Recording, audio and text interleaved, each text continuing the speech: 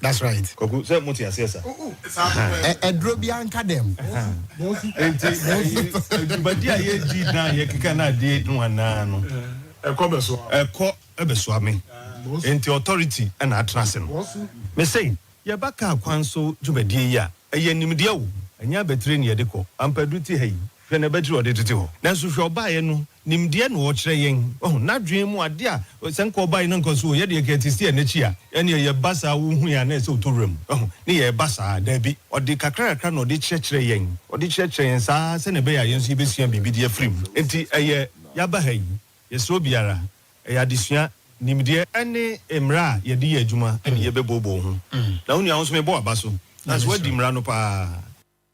Enyam won say Ghana Ministry of Transport aye hwehwemu e wo say eba ne sen ene Ghana ye nyina hyemra 2012 say ade a eye motorcycle de say na ye mienu say na ye miensa ho ye mfa nipa anyi sika won ho na den na ye hwehwemu adosu kopa ma ne ne fareba no em say ministry ne ho na em de say wo ho fi say ye hwehwemu kra nsa na ombe ye omo de no ye hu say Ghana ha ma nyina Emra no a o ka se ye no ye ho krokro de John me se ye ho se emra na ye tro ye no ye ho krokro de John u be kire msan ye che se I say wa kututu anoma ho danu ho sanoma be ni that's what I'm saying ye who hypocrites e dey na ma na ada na ne say ye emra no di a o say emma Ghana in register are you with me at the time you say emma obi nkoto emolitiri say or the befa nipa jiska ebi akoto e de jiska ye can say emma obi kura akoto so the bejiska emma obi nkoje say obeka aye sales Papa we friend say on in charge of public sector reform Kusibuafo ye nti Ghana ha ona de beka yo Papa na ma hwe na mi hu no conversation bi say enyem okohu wo Rwanda na oba obobo hu de wuro kire ye no ona in charge of public sector reform e die no wetimi aye Kusibuafo me pe no na menya no wano wo beka kire ye say Rwanda e ho kra de omko high tech eni say wo car no wo license ewu wo insurance ewu wo roadway de ewu a so what's your no pa now we continue can na so was park car na car in Spain ona na be kan me Rwanda me nko hoda enti se me bo no so boa enti se Rwanda e kro ma kokko civil war lo nya se bia de Ukraine fo ye bio civil war na so metimi high tech na ye see this 65 years mami mo say ke wo ba ehi pa na etimi jiska pa wo eba ehi na jiska enya asori dem and ye jiska pa obra obi ewu no ebra obi ewu no asori dem ye jiska pa enti wo fi se ni person asori dem e de na obedwene ti accident ni de e joint service eni pe ka ho dosun afen so ya me ka kire se ye na nanom a eba ye no ye beji asase no so no ye bi so na beto hie ye na nam beji asase ye na na tete na nam beji asase no ye nso ne ye de tutu jai ehie ye na nanom kura wo kasa bebu bi se wo pani na no wasadan a woni di mfe ntwesu no me da se no ojo bi ti se ofi no ojo bi ti se bremu ti dobi hwa ni asete ye da fensu so driver ni ade ba kwa ya na ya me ya se driver ni trust ye ni mo a na wo de kan kwa wetu kan na wo de ko no na ka na be na desti ani maka ho na se so obo be no ha driver dudu atimi mo be no na mo obedu krom na obetu nipa no mo na ya na wo ye dai obo ben benefo se bibia nkaka papa enema bi na nam so a etimi di accident na ye dai eba papa international wo kire mu a spiritually ana honhom fem no anka ba bia sasa anka wo hyenkani wo bo na aben no pae ba bia anka oduru ensuo so me da se e de ntia ensuo te se me ni omi no ensuo te se oba ne bema ensuo na deda ho sa na ye ma ne mema ti debu ana ensuo bi asori a wo ko ni kunu ho debu ana ensuo bi asori a wo ko ne yene ho debu ana ensuo bi ne ma di agoro debu ana ensuo bi ne ma di agoro e wo kwan no odaba ku testi ase oba ben ni so ye bremu oda Kumasi Kwanso obi a obefa Kumasi Kwanso bi a obefa sa bremu no so wonnam nso so a ese se obebo ben no na wi no fi se obebo ben sese na wo di we ya ba se to winka ya chichemu se ye to car na we benya 85% MTT di benya ahe na chase finance fo nyina de o anya sa eti se ka bi ansa ya miya nkoto a sai ska no o meden na ye nkoto ansa na o manye ska de ayama na ka ansa ye kro na ye twa to nu to sika na den na ye to sika no na anu meti ya so say o de say ye ntutu to mu ye nya ska nya Ghana kwan na me ametra ba bi na me ko say o ma wa buru kire bia na ka wo kan sabe ubie ano na asem bi anka de beto social media na say wo de beto form no nka opani bi ti ano so odi ni tiwuru agem na dada ne ya gije no ya de yadan ya kwa nyina na atutu ako samese start ya last week na oni ha ukuoda last week Wednesday ena me hu se ka bia seisi achimota of anko highway ni so ka na seisi ho oku every Wednesday na me mitwam no ani ka ni si ona cha say it means ka ni besi obe Tuesday ka ni si ho ama mitwam ma akosie da bedu ye ema me ba program wa ne da so si ho ne ka ne da so si ho e de minim time si obe ta afa ni matwam mama hu ti ba bia si no mkoto ka no o mamua na ye mienu kura ba ko bu jack ni abo me ka ho so so ma anya no kura no jack no mo bo no na abo no mo fo so bo shaka na se no e be tutu ho no Tuesday na si ho that was Wednesday as da ba na adi 1 week me ti ya se ka bi dia ko wura se sabi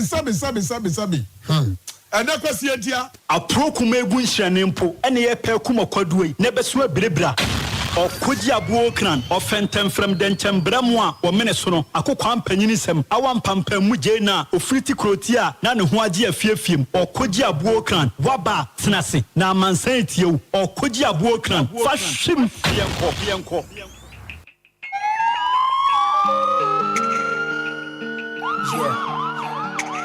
DLFM 106.9. You need to be careful. Don't drink and drive. Come on. Yeah. Kwanso bebro. Yamin fire and kodu. The bay a hard on the accident. Yeah. General Pengu. See the pay you pay to me a grabber. The barber can't get pussy a fonsa. A junior make a stress a rumba. And me a go to Jojo. Mumaya share with you. Like when she be a Maya Quam. I stand up for road accident. We all in danger. Waiting my foot. Mumaya share with you.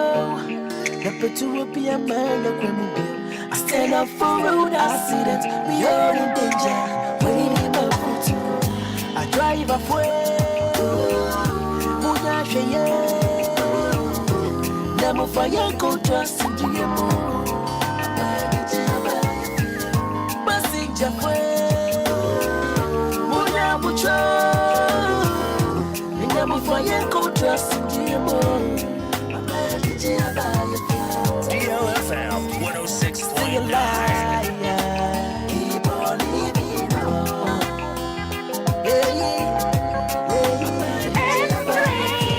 Semikai asamesi wechiba na mami humbu waninada. She's a driver wako jumaba wako numusana ozibu kukuliba nipamro wako se wako skunaba na fredi ya tempura where you efiri na rukoi obia ntie Ghana Kwanso DLFM 106.9. safe journey. You need to be careful. Don't drink and drive. DLFM 106.9. Yeah. Kwanso bebro. Yamin fire and kodu. The bay a hard on the road accident. Pia. The general pengu. See the bay you pay to me a grabber. The barber can't get pussy a fonsa. A junior make a stress a rumba. And me a go to Jojo. Mumaya share with you. Like when she be a Maya Quam. I stand up for road accident. We all in danger. Waiting my foot. Mumaya share with you. Like when to be a Maya Quam. I stand up for road accident. We all in danger. Waiting my foot. I drive away. Munya sheye. Namo fire go trust in GMO. Passenger kwe. we so Yamakana for Yana Kwaba. Yamoka Ghana for Yana Mania said, Naya Quesia for Yanko Ponsa and Quavo for us at AMPM. Ebusia safe na do afidie na to hanom anyam fom so e DLFM 106.9 Ebraso se de Ghana Kwanso dwumadie no esom wo fiti sabre kwapem se menumu ebebo. We are here to discuss the safety on our roads. Yeah, the Ghana man eba bedi nkomo. Our discussions are devoid of naysaying. Ghana mra and a source of reference.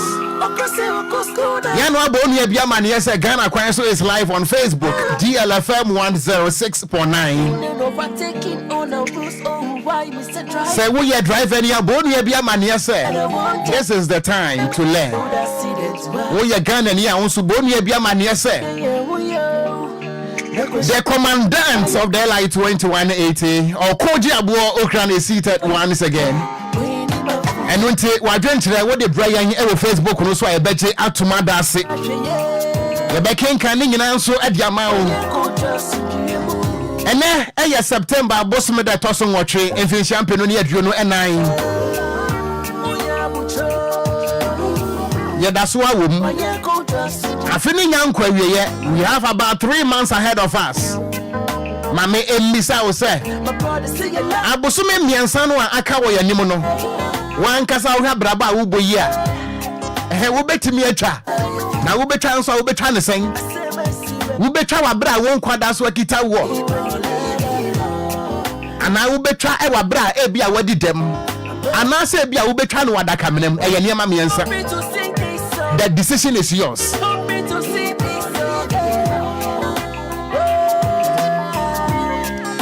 Say anani day din kan ya wuti adwumadie ya. Eye dwumadi eba wa Kwanso kwasi ada bia fiti no miensa kopem se nonumo ebebo. Eye don hwiri mienu an ye yisi hono mo se ne ebe ya ye de beka ka Ghana fo nyina se road accident eye dangerous. Road accident ehu. Road accident eni enyan na ehu che ukrombosom. DJ Afiba and ebo matiri dom.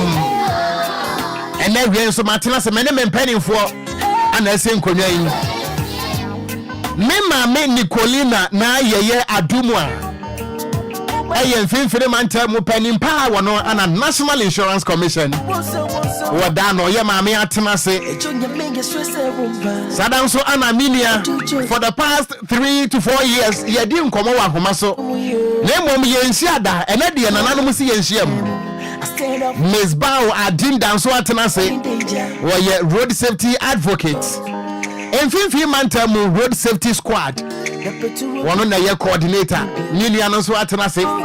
We General Secretary Adema Okada Riders Association of Ghana. Majid Mohammed and so Ebekensa and Umre near Timedin Komo. And I have near Mammy. We are not here to judge anybody. Name we are here to condemn. And ye may be a answer emphata ewa ya Kwanso. And ye ma who do etimidi wo woba. We are here to condemn that. Me e busa say one more. Eye one more said yes, one more de Ghana mran be adwuma no where are they? No more hefa. Baby America na mesa ka biem. Emra wo ya friend said the LI 2180 no ye tintim. The authorities of this country called Ghana, they never engaged any of the media houses because media house and they say when it comes to duty bearers in road safety, send some trouble for yanka ho. Now so trouble there. Send some trouble for yanka ho some. Meaning say media house biano a part of our corporate social responsibilities. And until the truth to be told is say emra we one more trono one more engine some training be adventure now so be kan ho asem ya pass emra we 2012 and ya dem police for 2013 say mon konko ya ho adwuma ana wo mo tro wo emra we no say regulation 125 of the LI 2180 National Road Safety Authority for said yes say one by according to the regulation 125 and no say course Ghana for ye nyina da yanim say no so anko so aye nyina so ada yanim na ye no emra we ekita 195 regulations and ye dema Ghana Police Services say road safety for original regulation 125 so aye nkyerɛkyerɛ ni wia enforced within the bosom of the Ghana Police Service to make sure say samra we nyina no they will put into force na etimi aye adwuma. We are not here to condemn the Ghana Police Service. Name me a big simple question say enforcement no IGP wo mrantie no etesen me a bisa of my morning nyina say since the inception of this LI 2180 na achievement baako anything obi mra bonten be kan kire me enti no me bisa Ghana for say wawo eba wetimi afa yefono awo akwada amakwada no wanyini abenya 13 good years akwada ne ti fufu a nanum wo ho onfa nwura nanum na wadi awura ne hunim me paata akwada no obaata ya wo no wo benu ho se wo akwada no ananse wo no ho me ka we no mabisa se why in abundance of water the people are still thirsty sanka yeni mra wo Ghana ha nanka kan kwanhia etiti ni pase ya me nka nya me nwanwa nembom ya twro mra in abundance of the law still indiscipline is ongoing and indiscipline aje o man yusam se eba ya nam kwa ho pedestrian indiscipline afọ yensetam.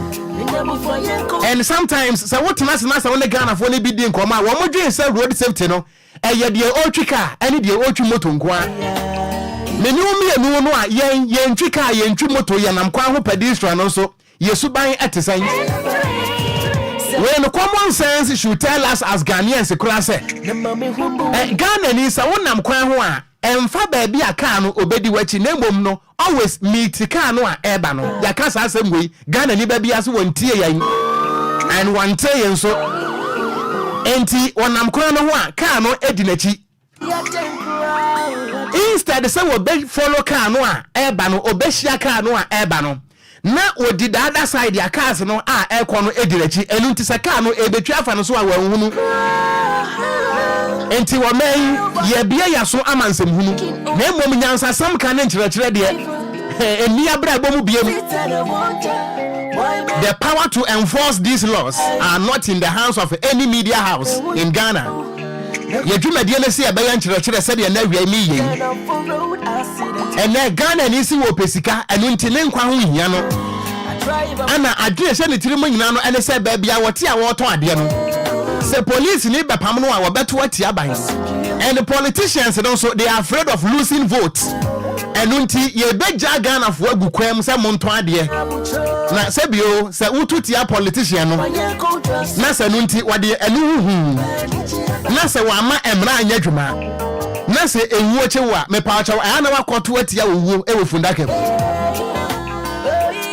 se mon kai hwekura no amon kai ashai mande esi ye se enipa egu pavement so according to the regulation 117 of the LI 2180 prohibition of the sales on pedestrian walkways and so ene yakwan benkum nifa and the tonfo honomo afa to the extent they say regulation 106 was the rules of the road and then Ford Bridge wo Ghana ni se won fa so da obetwa kwam ana ba bia ye senka nipa mfa no so a ene wo moton nyadoa ene ye ton nyadoa e wo Ford Bridge so e wo krom ha I fe ne se Ghana under the purview of the Ghana Police Service o ma ye tiri no kra ye be kan se ya na yakọ. We are the architects of our own calamities. Yes, I'm true for the being so young. Yes, young can Ghana for the da. Now, road accident, dear. Me, I mean, yes, I'm true. And I'm in a year, Juma, Okese FM, just somewhere 2018. Your friend DJ, so I could have baby out there, be a young pump for currency a year. Many no ni apo adwuma one Wednesday 2018. Minya no wote buankra an obadwuma e wodweso. Minya na ekwa adwuma wakwaba. Wapo adwuma wo kofie. Wanu fie anekubase. Ebeto odwase akwanhia ekuye ni ansam troni ani din edi DJ so wa e wodweso. Me kwatena adweso mfinhia mienu enye minia no anka mani anka. Enu nti emra metesi wa wo no mani anka adweso biem. Me ka wei ama ansam troni a wutie mie. Road accident ekum sebi nyansani sebi ekum jimini. Road accident ekum professor ekum kubewura. Road accident ekum wahene ekum timamuni ekum police ni. Afi we nko Ghana Police Service aposifo makomako nsia ana road accident eko wonom. Enu nti police ni a woti ase emfa be ho obufuo na wo fa me ho obufuo a road accident be chew wo tata me a accident be tata if they say Ghana esese ya demra ana kasa devoid of any partisan politics. Me dey Okogyeabour DJ afiba wa ha ye be di nkomo accident ya esi ye e wo go so ye dey update e be bro ye be kwa homa so akwa di nkomo. Semu nyina mo kai se accident asi ewo go so ye di monsam esom wo Friday no ewo ye news so update ye firi ho no ba e kire se ye kasa enipa 10 ana ewu na enipa 42 ana na egu bass num out of 42 no enipa 10 ana abeto dwa se wo mo ewu ewa kwanhia ba akopem na enipa 15 enu anwumre yare fa wonum from Goso to Konfanoche wonum a aka nso guso a eda Goso abaya asabia battling for their lives say wo mo beba nkwam say wo mo ema nkwam obanyansafo mpanisi aburi be ye nka nasem na ka no a enya sa akwanhia no Ghana Kwanso modian mo na modiasem ya ye mfifi mu yawuram insurance company insure saka no Ghana Assurance Company Limited.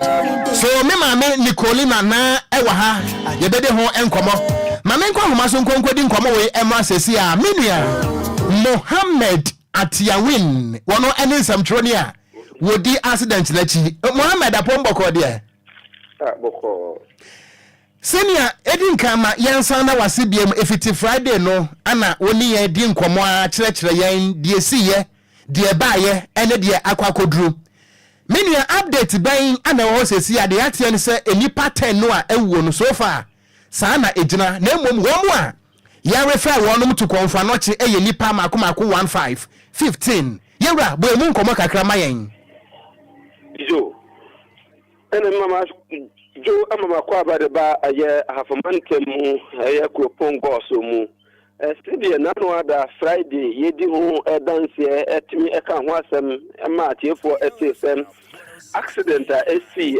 ewo mem Goso kwantempon no so no nipa makomako aduanan emienu 42 ena na omuwo saka ne mu na awobra saa baas no edi ekokopem eyentimanua eno etimi elodu nua enso free memu eba no wadi dachi no de ebepem to ama anipa ne bi efree mu ama make say ebinim wo anya atade mpo ya na ehye omuno nanka oyede behu se asemasi anasa obentania nanka umuntimi enhu no make say umayi nipa ne mako edu edi akofie nipa mako edu efree mu sada no obi anso enfree mu enka ho yedi nipa edu enso efree eye Goso a omode wo mu akokopi mu awo Konfanoche Teaching Hospital a eno so ewo Kumase make say die nipa mienu pe na sisi no omaka awo Goso aban ayarasa bia a doctor for eda so efe won omaka ni na nso no yatimi ayi wo mu a omo so atimi akofi a sisi ade che ade sa na omo aba be horo omo ekru enti menua so far no ye betimi a confirm say enipa makomako 15 die ya refer wonum from Goso Government Hospital to Konfanoche Kumase. Okay. So far no traffic situation to saying was akwan no so car no a ehia kwanhia no ye ye frequent ekwa demu se na be ya other road users ebetimi akwa aba ampa sa pepe tie make say sada na timatro ko ne de aja na no ko enti bibia say wo ho enti umutimi yi sa timatro ko ne e de efri ho enura no e na omuso ebomode epeto win car omuko twe ayesa bus na eno so ese ye no e de efri ayesa contemporary mu a omude akoko wusi eye enwura mu ente e wo no mu a make say traffic situation there ayapa awasa contemporary so a obia ekoba Mania mayana se any update report awodi amayen bibia nso ni a senior ye besa ba wonche biem why Martin that's it me nso me da se papa abusua yenua Atiawin Mohammed eye adwuma e wo Success FM e wo Goso accident ni si ye no no na edi akire amayen na wo ye Ghanaian a me pa chawo o me ayetimu obi ye nkrani na nso ni busuani e wo Goso obi efri Goso ni busuani e wo nkran e kire se Ghana no eye heterogeneous obi at baby a different backgrounds obi at baby a ka no a ekum nipa edu ka no a ekum nipa edu no ne registration number eye AC 775-24 enti wo busuani e wo Goso a medema Friday no na mo aye cross check because enipa ni bi ho no mo a wo tete beyond recognition na hu kura se nipa na nimu nie so up to now so this year bi akraw na so meduru ya we are not creating fear and panic na emom no ye mo atiase se this is the situation at hand ye da se papa eno ye nkomo ba ko a eda ho sesi a na enawia de enti atena se no ye nkomo mienu ye be kan regulation 128 of the LI 2180 prohibition of the use of motorcycle and tricycle for commercial purpose and regulation 84 compulsory wearing of protective clothing in respect of motorcycle and na ya compare regulation 37 a person disqualified from holding driver's license we your Okada rider TME Okogyeabour Ocran we your Okada rider TME Ghana Kwanso yen town name Okada rider one kasa sa offer weighing card na se wugina hwehwem na se wumfie no wunya 18 years you are less than 18 years na se wutwi Okada na se wutwi moto a obi antimi nka ohwe e wokrom ha na emom empanese sa aboa kraman se ofa kosua ebo egunanum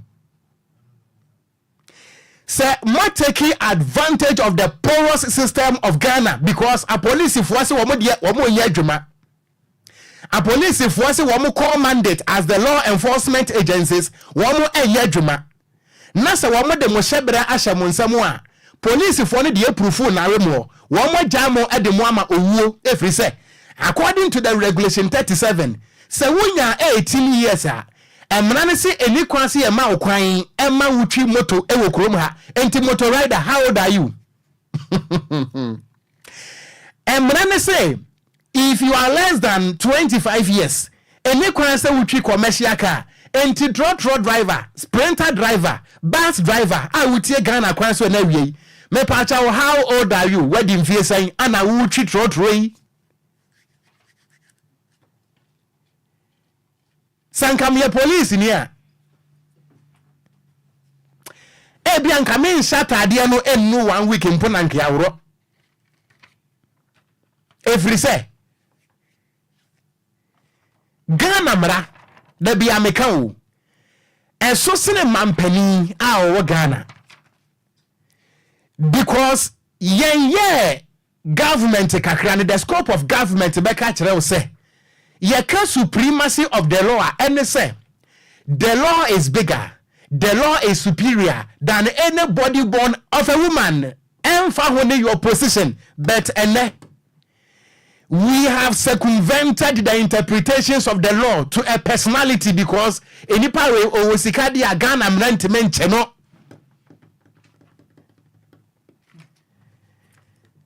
nipa we o dibre enti Ghana mrancheno and ye bubu Ghana mrakom Okogyeabour enhame owo hoi Ewurade, you can bribe a police officer, but you can't bribe Owo. And only as some American de bia.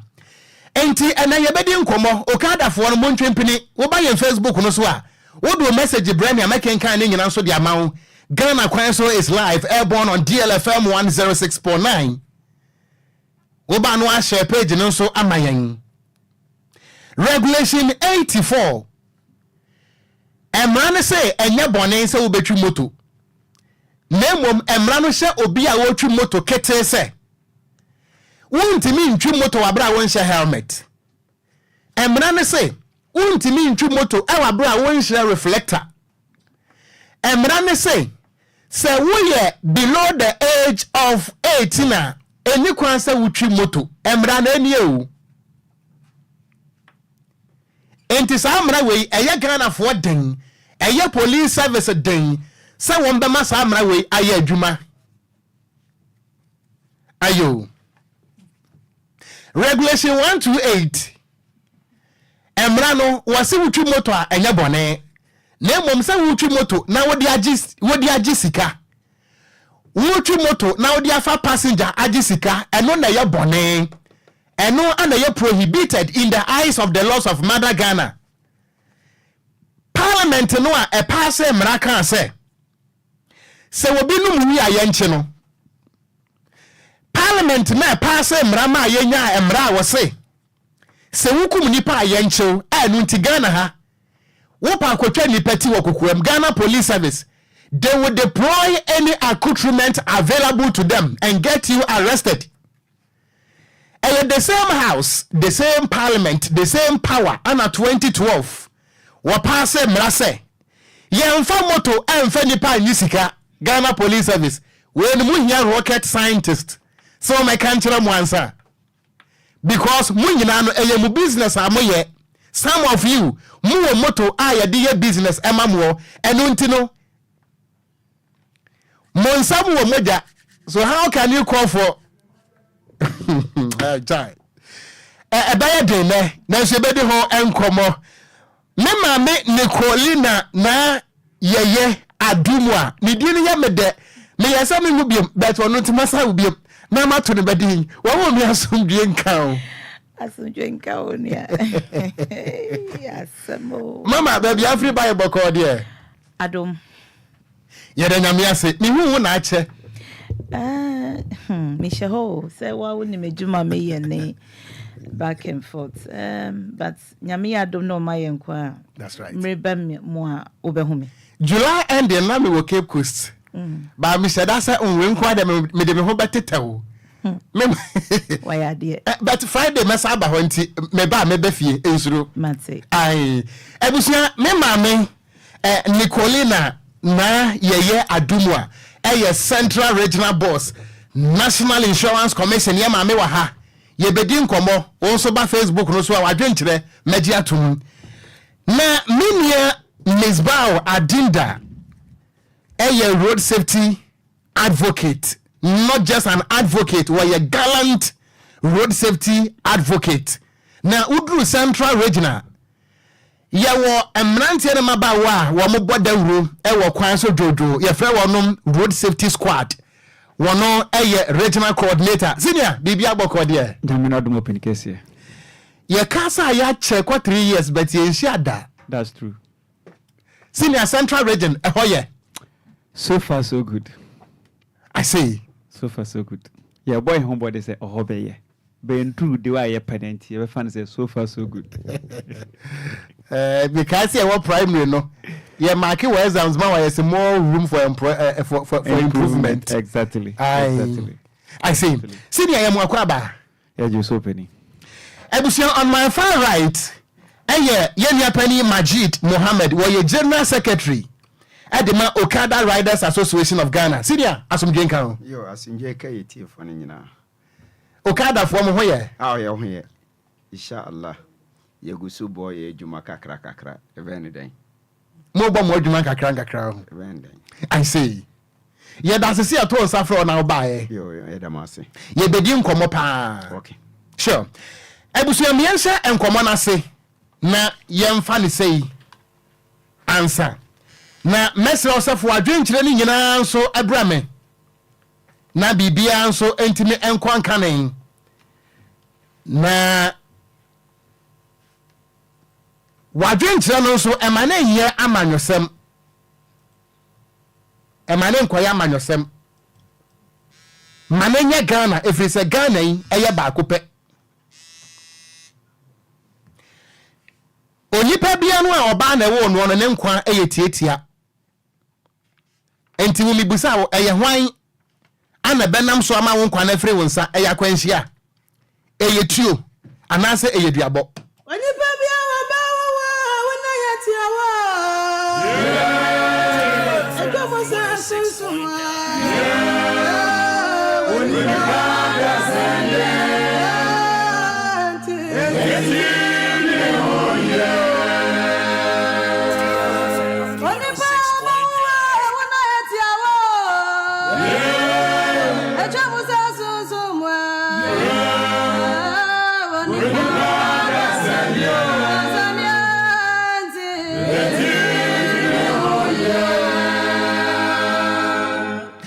enti enawia Ghana for adie bi ayaya no yanyene ho yi se edie bekọ nkwa mu amo ankasa monim se edemu bekọ owo mu so amo ankasa monim se yete oman a ye wo mra bebrebe sei yete oman a ye mra dọọso sei yete oman a police fo yamamo all the resources you need na mo ankasa mo asa atwa mo ho abeka kire Ghana for se abusumi nsia 180 days enipa 1237 ewa accident im enye nsuo ana afa wonom enye genocide ana enye civil war accident abusumi nsia and Ghana Police Service any road safety they pronounce this calamity with a smile omo kan na omo de omo fe no action. No action. 1,237 Ghanaians killed within the space of 6 months. Amawenti enye ye niwu ba akokura sei. Enye ye niwu ba akokura sei. Enye ye niwu ba akokura sei. Boy. Wo kan bebra na we ayebone. Mame ensha si emfiri minia majidi ho senior asumdwe nka obiem asumdwe ka ye nyina enani de din kan odi erefia ha anokre wo short message bi de ma DLFM any Ghana Kwanso atie fansa ne ahyase de me on say me danyame asesende mabenka monsa so this is the first time moto mensa eframe in the name of Okada Riders Association me omo national secretary akoye se dia media to your platform ne nyina ewo region ne nyina so se obi antie de ntia yaba ha that's right so obi anfa fidie we fa ya ni fidie a de bia osore a wontie because mo pay asem mo pani ye nti na moto musa e de afre okay nti ade a ye ni age a me chairman so se me ba me ntia mo ene me ntia ye tiefo ne nyina etiefo eje so yemi nso aso se yeto nsafre wo waba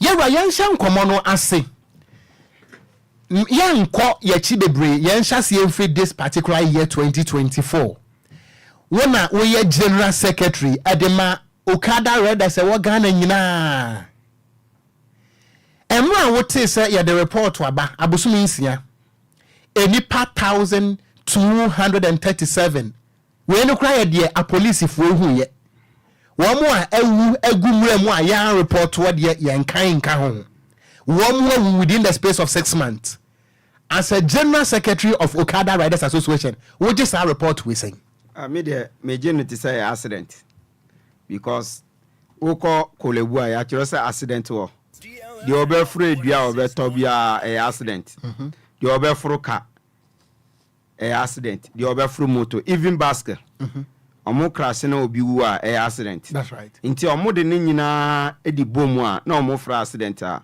me no omo ni problem but enkame bae na wo ka say motor phone kwa accident na ye 1000 something no a nka me no mo nya adwen mame ma omotofo de na ehese no mbeya adwen a within that space of 6 months 2023 moto ekum 731 and na 2022 ekum 811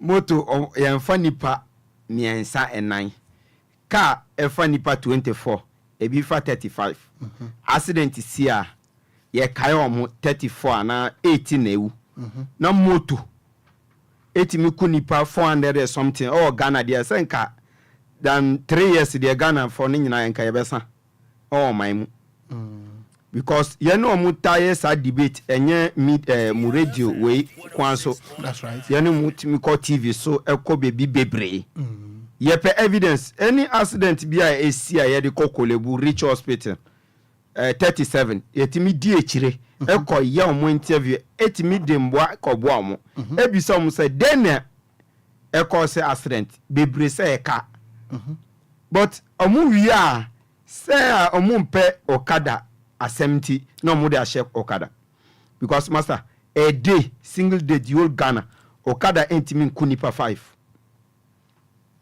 yenim sɛ accident wɔ hɔ accident mi si but a day Greater Accra kasankasa a day yentimi nkasa Okada eku nipa 5 Okada a day Okada buy no eba 2000 started from Kolebu to your funny pa free Kolebu ko Agbogbuleshi saa time ni nyina na accident ho enka saa na a day bia ye be count nipa 5 from 2000 to 2024 way sanka Ghana for the sisi ye nduru nipa 1000 ebeka senior onim mame clarify de bi wa ha okay what ha Emma Okada for meti ha nemom ye ka motor related accident no enye Okada nko enti what ha no you are not here for all the motor riders but you are here for only the Okada no enti mpachimba enti figure no a wo mo de ma ye no me say me nyintum and I believe say me ma me ni nso nyintum say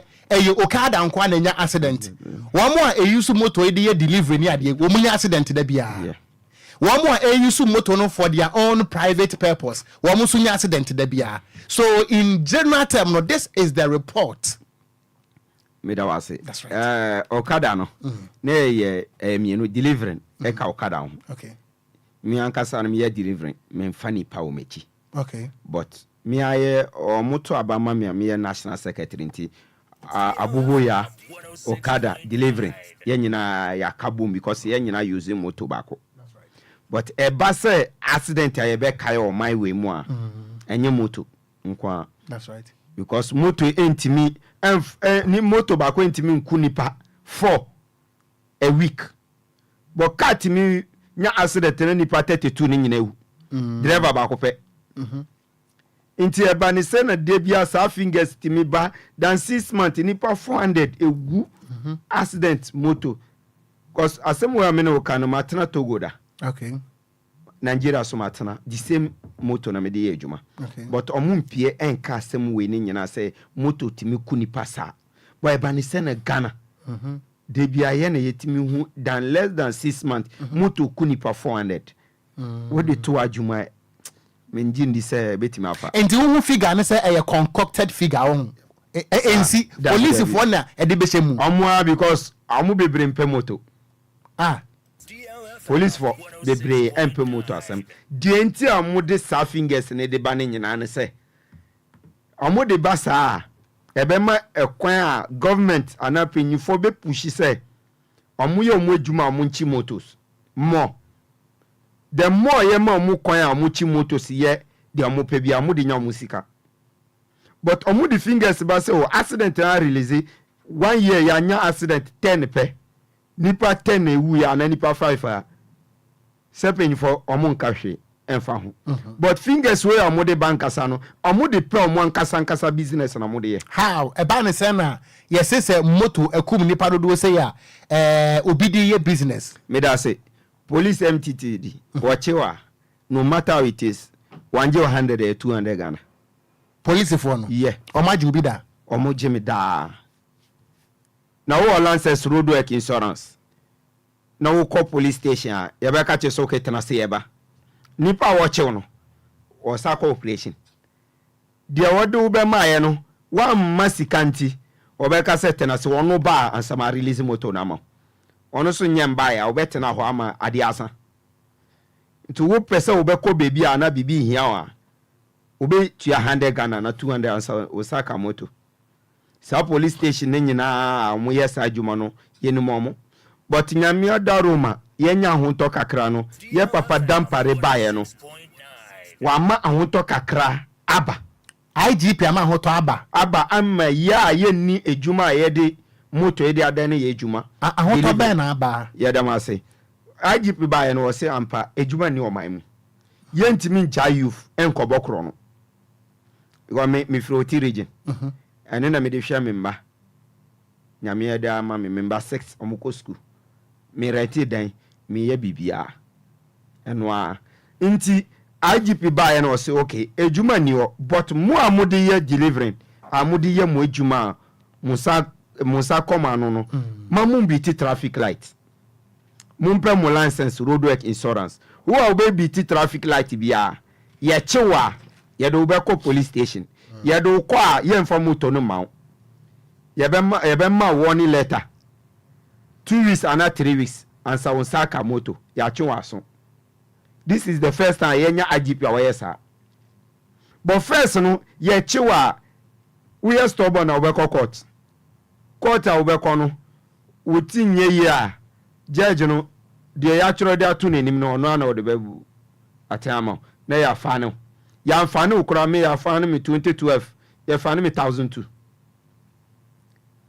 2020 ya fa no me DLFM 106.9 ya fa no me 2300 because me license we roadwork insurance ya fa no me sa senior mami musa wo say okay say ye nyina ye law abiding citizens ana memboa ampa that's right wo ye Ghana ni a utua tax yes sir ampa emu a ye control mra say regulation 128 yemfa nipa entena motochi NG sika won ho that is the commercialization wo je sa particular mra ne sen ampa satama ye de ba ne na be ka say after kufoko ya atames ne right. papa ba ye na omode akọ parliament that day Satan me gusu ya me national secretary ye ko parliament from parliament ba ye no mo ye operation chi ye nyina de ye court samra ba ye no de ye ko bisa parliament ne say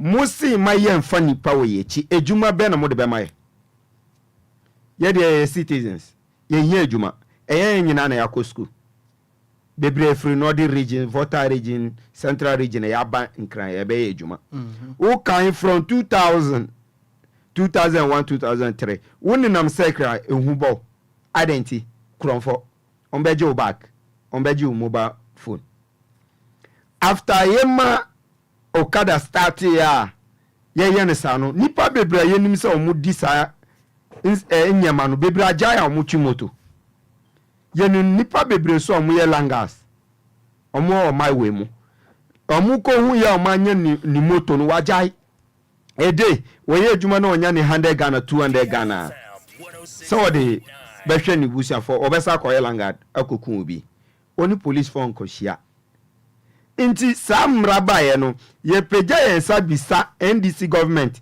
any time say musi maye mfa nipa adwuma ben na ye be ye hia adwuma ama time kra ye bo ye hu eko NDC headquarters okada for no ye okada for ye ko ho you know you call no mo say yenya abotre on be hwe de on be but recently so yes at you know the same party no say okay oba legalize okada no onim minia yenya no yem pese ye di bewura politics too yes, much yes, yem penisa okay. but mami mbusa upon your clamor musu amusu adwumani ho no parliament enye amendment and randas wo gina mu say wutwi moto defend pa yenchiw okay yenim sa because ade na mugusu aye over DNT aye no ya wan kasa woni minim se mi ntwi bi da se sikasem okay de nipa bedi ene de o de version nimba because wotena ha no nde me ba ho wa ma me hande Ghana o chena me ba ade chena me saba obeka kire reception say yanka say woni ho me kasa ye aye edo dodo enya sa sure enu na ye mpenti na ye say no ye be stress kasa na ye be kokobokro no ana ye be ya ade a ye be say o mani din ade a ye de be ye adwuma because we are forcing the law ni say omorigalizing you are pushing the law. It's not just say Okada for no more person which say in the presence of the law your will is still superior. Dabi. But sana wo can you say adwuma ni ho yenim. Enti adwuma ni ho no kwa de emra na semonya mo be because of daily bread. Yes anete. Yenim sa. But eduru baby a na ye pa mo chaw. Say muhu adwuma na ni wo. You fear bread.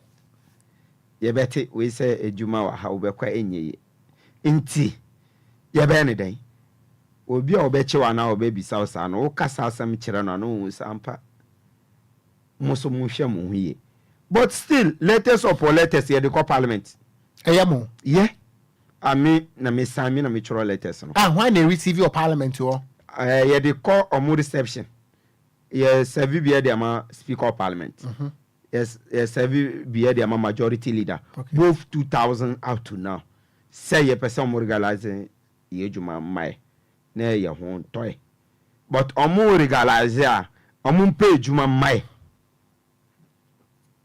wow but omo pay juma mai a yes ye be jaye enye ye because hwe me amete ha me age we ma Libya ye fa desert omo chi ye 3 years na ye prison Libya.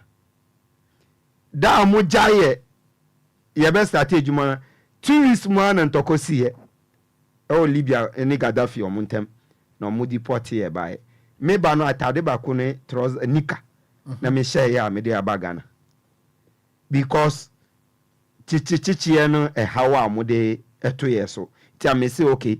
Ghana dia musima ye nye ejuma na minni ejuma mbe ye dia ma mi tu kwan ko obi man so ko pedi embedi bo mi ko ye no anye makoda prison 3 years we die single one cedi senior wonim die ntia ama Okada aya o minor problems is as obi a cassette anye so obi a time mo eye how o members no mo use moto nefa in regards to safety on the roads. We are national executive member. Okay. How do you engage your members on safety issues? Yeah, that's it. Time ya papa dan paremba ye no. Police for no motata e. Omo de car e cross mu. De bia na omo di moto e chesem. Nti Okada ni bia obepie okwan mu no. Wokoti se wada no kronfo.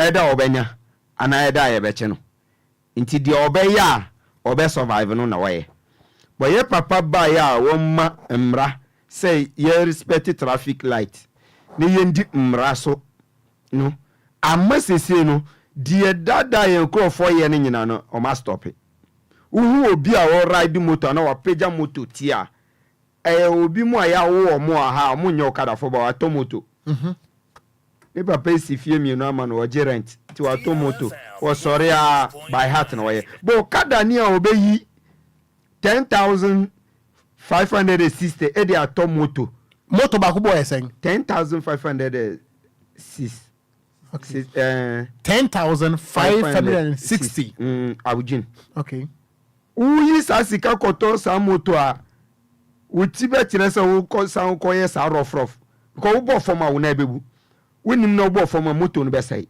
anu so na wodi ye adwuma wodi didi ukotena kolebu a wo bill kra enya ba ye dan 30 minutes kra wo besai about 3,000 as I started show okay nti Okada ni a wotete say me wo yere ne mba me dwo mo ho no wo hia me okwan mu a saba hat na yenye bo hu obi a let's Saturday Sunday hu obi o mo yesa o mo nye Okada fo Wamu a etwi moto no rough wa Kwanso no nye Okada. Amunye Okada fo. Because wo twi sa one ebe tena nechi. ti sɛ wo gyina ha na wo hyia wo kada ne a wapagya wuru wo bɛ stop ne sɛ wɔmfa wo dabi sɛ wobɛka sɛ debi wei deɛ asa adwene ne nyɛ nti wohu obi a wɔhyɛ reflector ɔkɔbɔ kwa no na wɔbɛ stop nti a ndɛ first na ɛbae sɛ yɛde okada ɛbɔ korɔ no ne nyinaa yɛnkasa yɛyi yɛ soldiers a mo okada mo a ɔmo monitor saa nyɛma no mo tax force wo okada tax force monitor okada the operations of your riders yes our road safety ɛwɔ yɛ kɔ mu a ɔno na ɛkyɛke yɛ bibia sesia no deɛ nti a yɛama saa nyɛma ɛkɔ fam ne nyinaa ne sɛ yɛyi fra shama akra ne nyinaa yɛwɔ sankrɔfo mo monitor ya monitor na yɛhwɛ nyɛma a woyɛ no na woyɛ okada ne a yɛbɛfa moto number no na yɛahwehwɛ bibia wɔ bia yɛ no yɛwɔ problem punishment bana more executive more yesi home for indisciplined rider. Yeah, that's it. Because station bia wo chairman. Okay. Wo bi ti traffic light a ye be kokko ka kire wo chairman. Na ya frɛ no. Oba ye be ka kire say eda nipa no 2 weeks where ye adwuma wo sa station. Ma won nye adwuma wo sa station. On ko pe bebi ngina. Wo ko obi su station mbepam no. DLFM 106.9. Second time wo say ya na ye tia ye be mo police fa chew. Yankasa na ye de be ko police station. Omo ma chew. Senior ye ka accident ya. Metimi a drive ye. Se me ye rider metimi a ride ye. Obi nso en ride ye, obi en drive ye, obetimi a cause ama me nya accident. At the point ya we ye okada rider ana me ye okada rider na obi ti machi magini sika. Yes me mfa ni free North Legon ha enkokwa benya. Na ebia recklessly obi aboyen rough na ebia nakonya accident. Me nipa na wati machi as me passenger no wepura. How do you treat that person when it comes to insurance aspect? Hey. Yankasa no tama mo nyina mo wo fam no obi adwene ho. Mentiase.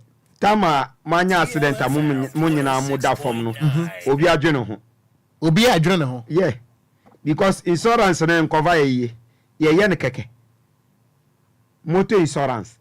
Wonya accident o motor say obedi insurance echi sa wanhwe na ya ka kire so kofa lawyer ni. Yeso sa nyema no yenimu. Insurance be na momutwa motor for no. Insurance bia e wo man mu ye twa because we are different. DLFM. For me motor me de ba aseno insurance no me twa no ahaya. No a comprehensive and as a third party. Oh, a third party. Motor no. Yeah. Okay. What I say. Insurance no a wo pra wo da form no. One e be di insurance echi. Unless nipa no ye de mu mi no she taxi mu. Mu ko dross we ye hwewe obi a bill ba. Mu ye muti ye a na driver no gina na wa hwem. Obe hwem mu kra nyi nduru 2 weeks na wa jane. What I say. Muti nye ya obi a be face ni problem. Because nansa me no kasa abranti a me de kira no in 3 days ni. Do order phone so no. Order me phone so no. O ware ye na nche. Okay. Ave no ahia carbon wo. In 3 days.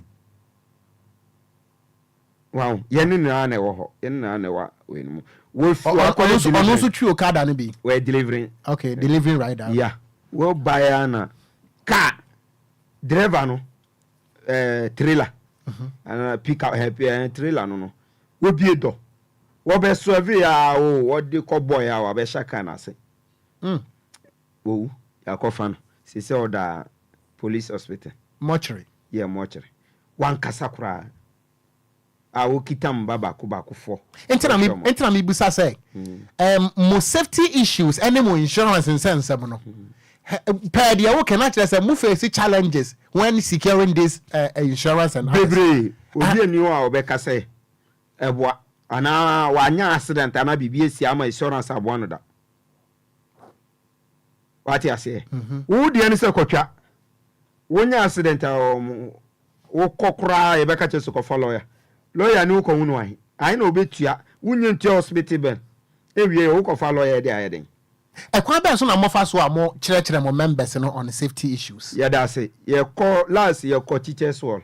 any road safety any police uniform ekotena ama ma kire enyama yeso ye road safety personnel no wasu enyama fa ho nti ono so wo ho a na wo kire but problem ye won say zabarma form abeka ye ho no omo de ono a won titwi ono won English ono su moto de ba no wa register no on register yeah ube de akire no ade omusu na eye adwuma sen a eye Ghana for me bawo adwuma na mo ya as Okada riders no ye were foreigners wom say you bet me say 40% of them are foreigners. They from Niger.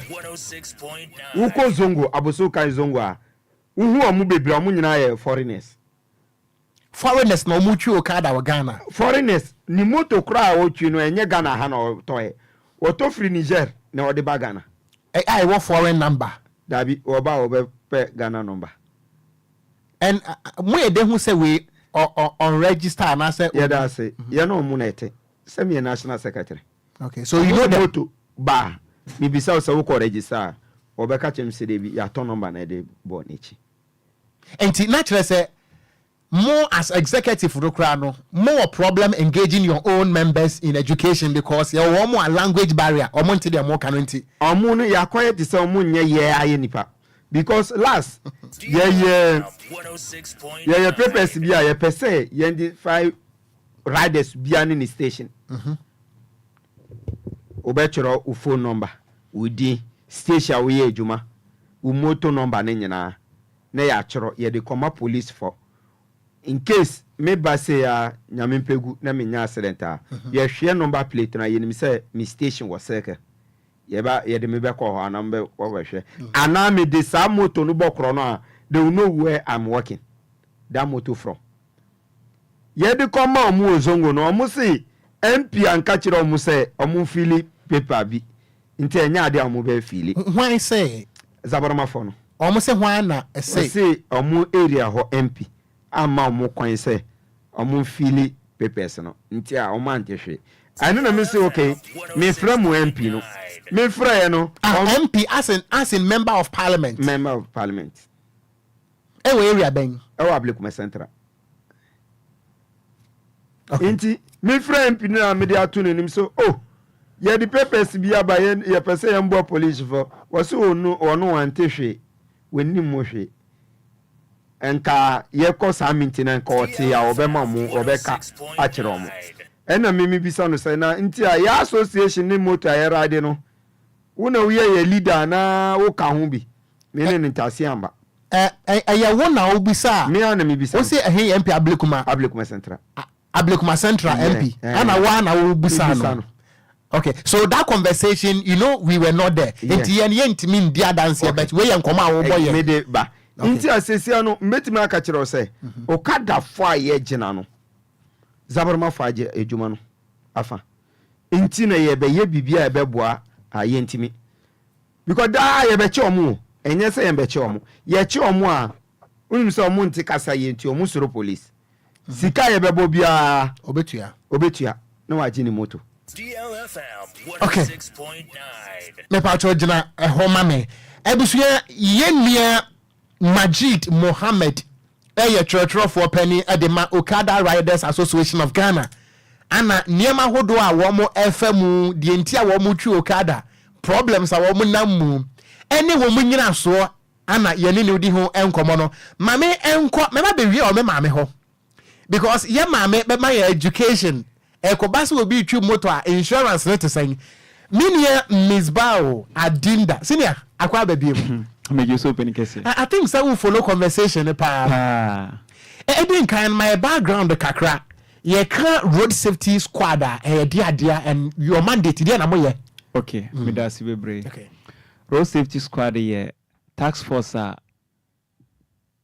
government institutions and members almost stakeholders in road safety enclave eka ehubom na yate na ashase ni nyina free M360 and NGO went to road safety advocacy so M360 organization we started with normal education at your schools churches and you organize it there by nti organize there ba sana ya invite these stakeholders no say ombe boy na education nko so because national road safety beba national insurance commission madam ba MTTD for ba ambulance service for ba and fire service for so ba so mbo obia chere nema bia omo feel say was say citizens yehu na yentimi prevent road traffic accident.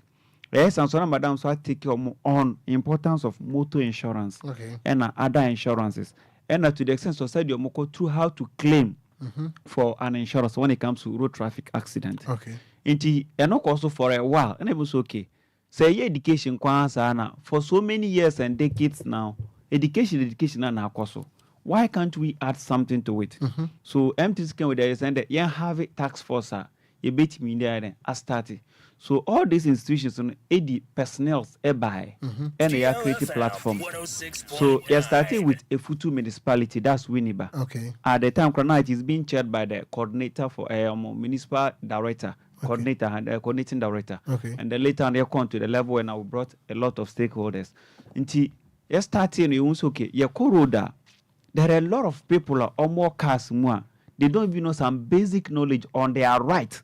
Say passenger na woti car mu no ye wonema mienu ba wo so beti ma ya prevent accident bebre na ye ntimi nka enam say ye feel say driver ni na so before for car mu be kasa ye nim and so say there are a lot of drivers who are indisciplined no mo feel say passenger no any sa daje odi ba report no nti omo yesa nti say ye ba road na ye engage wo driver ni na ya sa engage passenger no not so otika mu say from point A na mufia mu bedu an driver na mo ne ba no na ne driving mu na to sign omoma A+ and so mo kase wo ya ade a then we encourage you say gusuaye ade papa na wo ye no na say omo kan hu nsembone say wo drive recklessly then MTTD wo ho na ema MTTD a take over ena ebi musu use wrong use of license ebi license B I'm Ramunu to meet you up to 15 passenger vehicle. Most will be Kitano a bus, Sprinter, another big vehicle, which was also not allowed. And they also said there are a lot of vehicles who pay insurance now expire for months, but still, Omudinam Kwanso, simply because of Felice, Yachina, Obeti Maiden, I sort it out. But one very good thing here and say, with the leadership of Madame Nicolina, say, there is no officer. Being a police officer, and I say DLFM say no Belko road as road safety squad member, Obe try say would favor to let the person go. That's our next engagement to Yamfrel. And we'll make sure that you station officer na audio ban, but it's a year you make our work difficult. Anybody said that a lot of drivers who put our fire extinguisher on a cam all right, but how to use it was a problem. Into also they make sure that fire service funds were around. No someone must have education. So okay.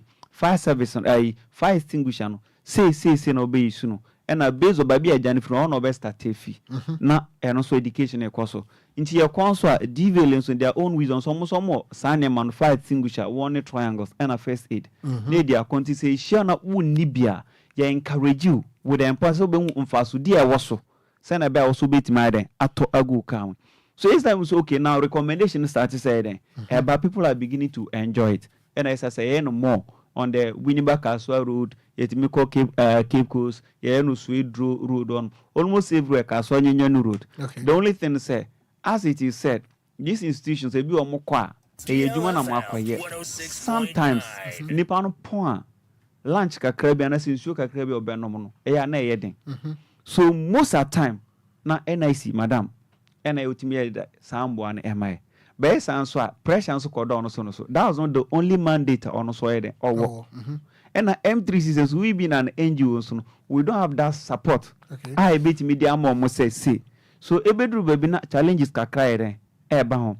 But hopefully say so aside yes how rebuild them. But the only situation in MTTD because say IGP all MTTD personnel from the road and they are not allowed to do any other thing. So per information if you want them I will say Choco region na regional Choco director of MTT the national na or no assigning men to our enforcement which became more of a challenge but God being so good no and DVL also passed a new law mandating DVL now to go on the road to do inspection almost from enforcement and compliance unit. Okay. So now with GVL in the absence of the police, no, estimate Kwanso, but however, no, and yet effective as at when you have a police personnel inside. Because the driver no best now stopping now one. The only thing DVL can do is say now DVL have a way of blocking your roadworthy. That's right. To put maybe the offense you have committed and maybe a fine, a penalty. So the only thing a bit I say a picket number no. Okay. Na your officer na DVL acquire and wejuma. So we'll still appeal.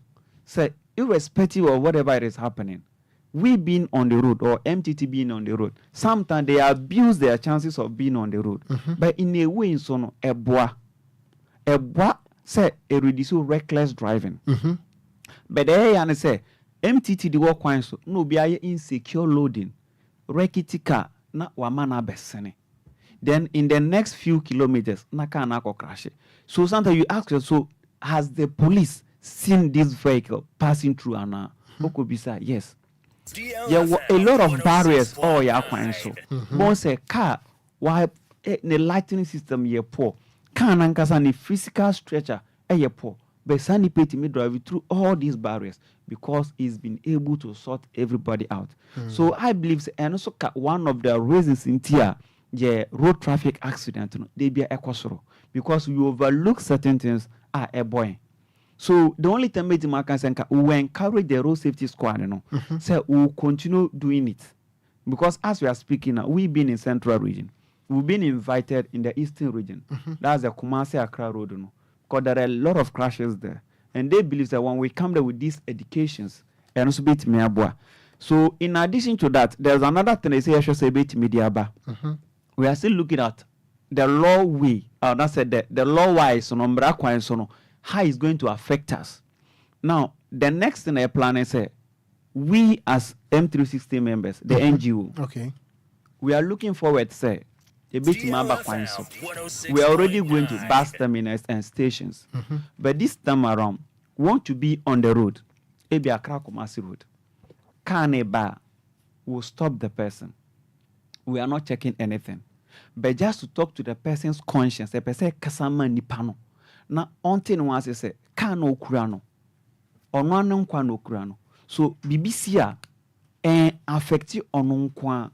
There are people who are depending on one okita kano. Effect nebeka omunina. That's right. Sanso no be a wudi kan be prano so. Or also be a otu an hospital bill, or show no school, and also show no juma. So many pans of children who are not losing an accident either. A quack or affecting the next generation. So now I'm what I say, people also avoid overtaking. Reduce speed.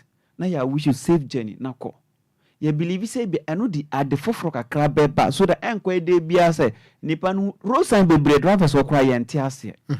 So if you get the opportunity, I grow Kwanso create my revise these road signs with the people.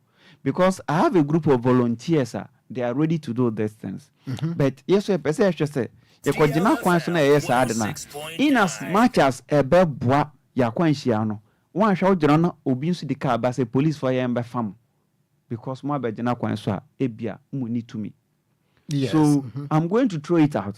Whatever be the way a bit my boy. Sati for Kwan be on bit my guardian.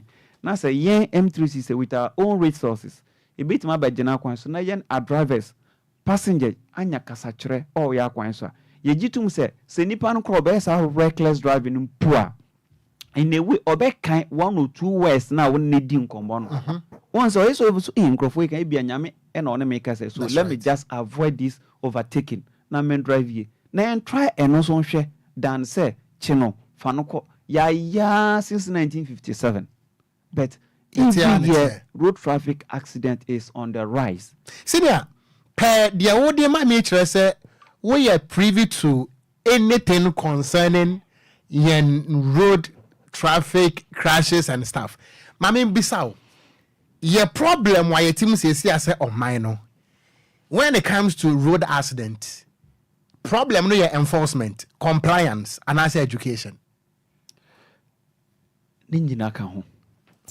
Because education sometimes they say or driver no kita okano okita neka oko ebia at the time best at program no na mo bonjum o change no right but onya wo say ya on microphone na education be koso no na wa switch to a different channel okotie nwom meanwhile the ebeka wo ha no ebetima save wo en afoforo mo nam ya kwan obi mpo passenger bi o te car ne mu no is much interested in education na koso no but eya nipa no ntie even yet me call a whole GPRT terminal and mount canopies edin konja sound system to ye ko pa drivers are just one better nase na eno mon kasa they don't come moko pa o mo chewo madam be dia dance yetimi ye itu nkonja kro odi nkonja 20 so kra nyama ade even so nipa no gine ti na o so otie firi ho no mo senior mame de wa ke mame me fa hwinsie ansa nkyerɛkyerɛ ayeye eye nipa nkwa na yaji o definitely but over your Facebook says ye nipa 3 pe na ehwe there ya no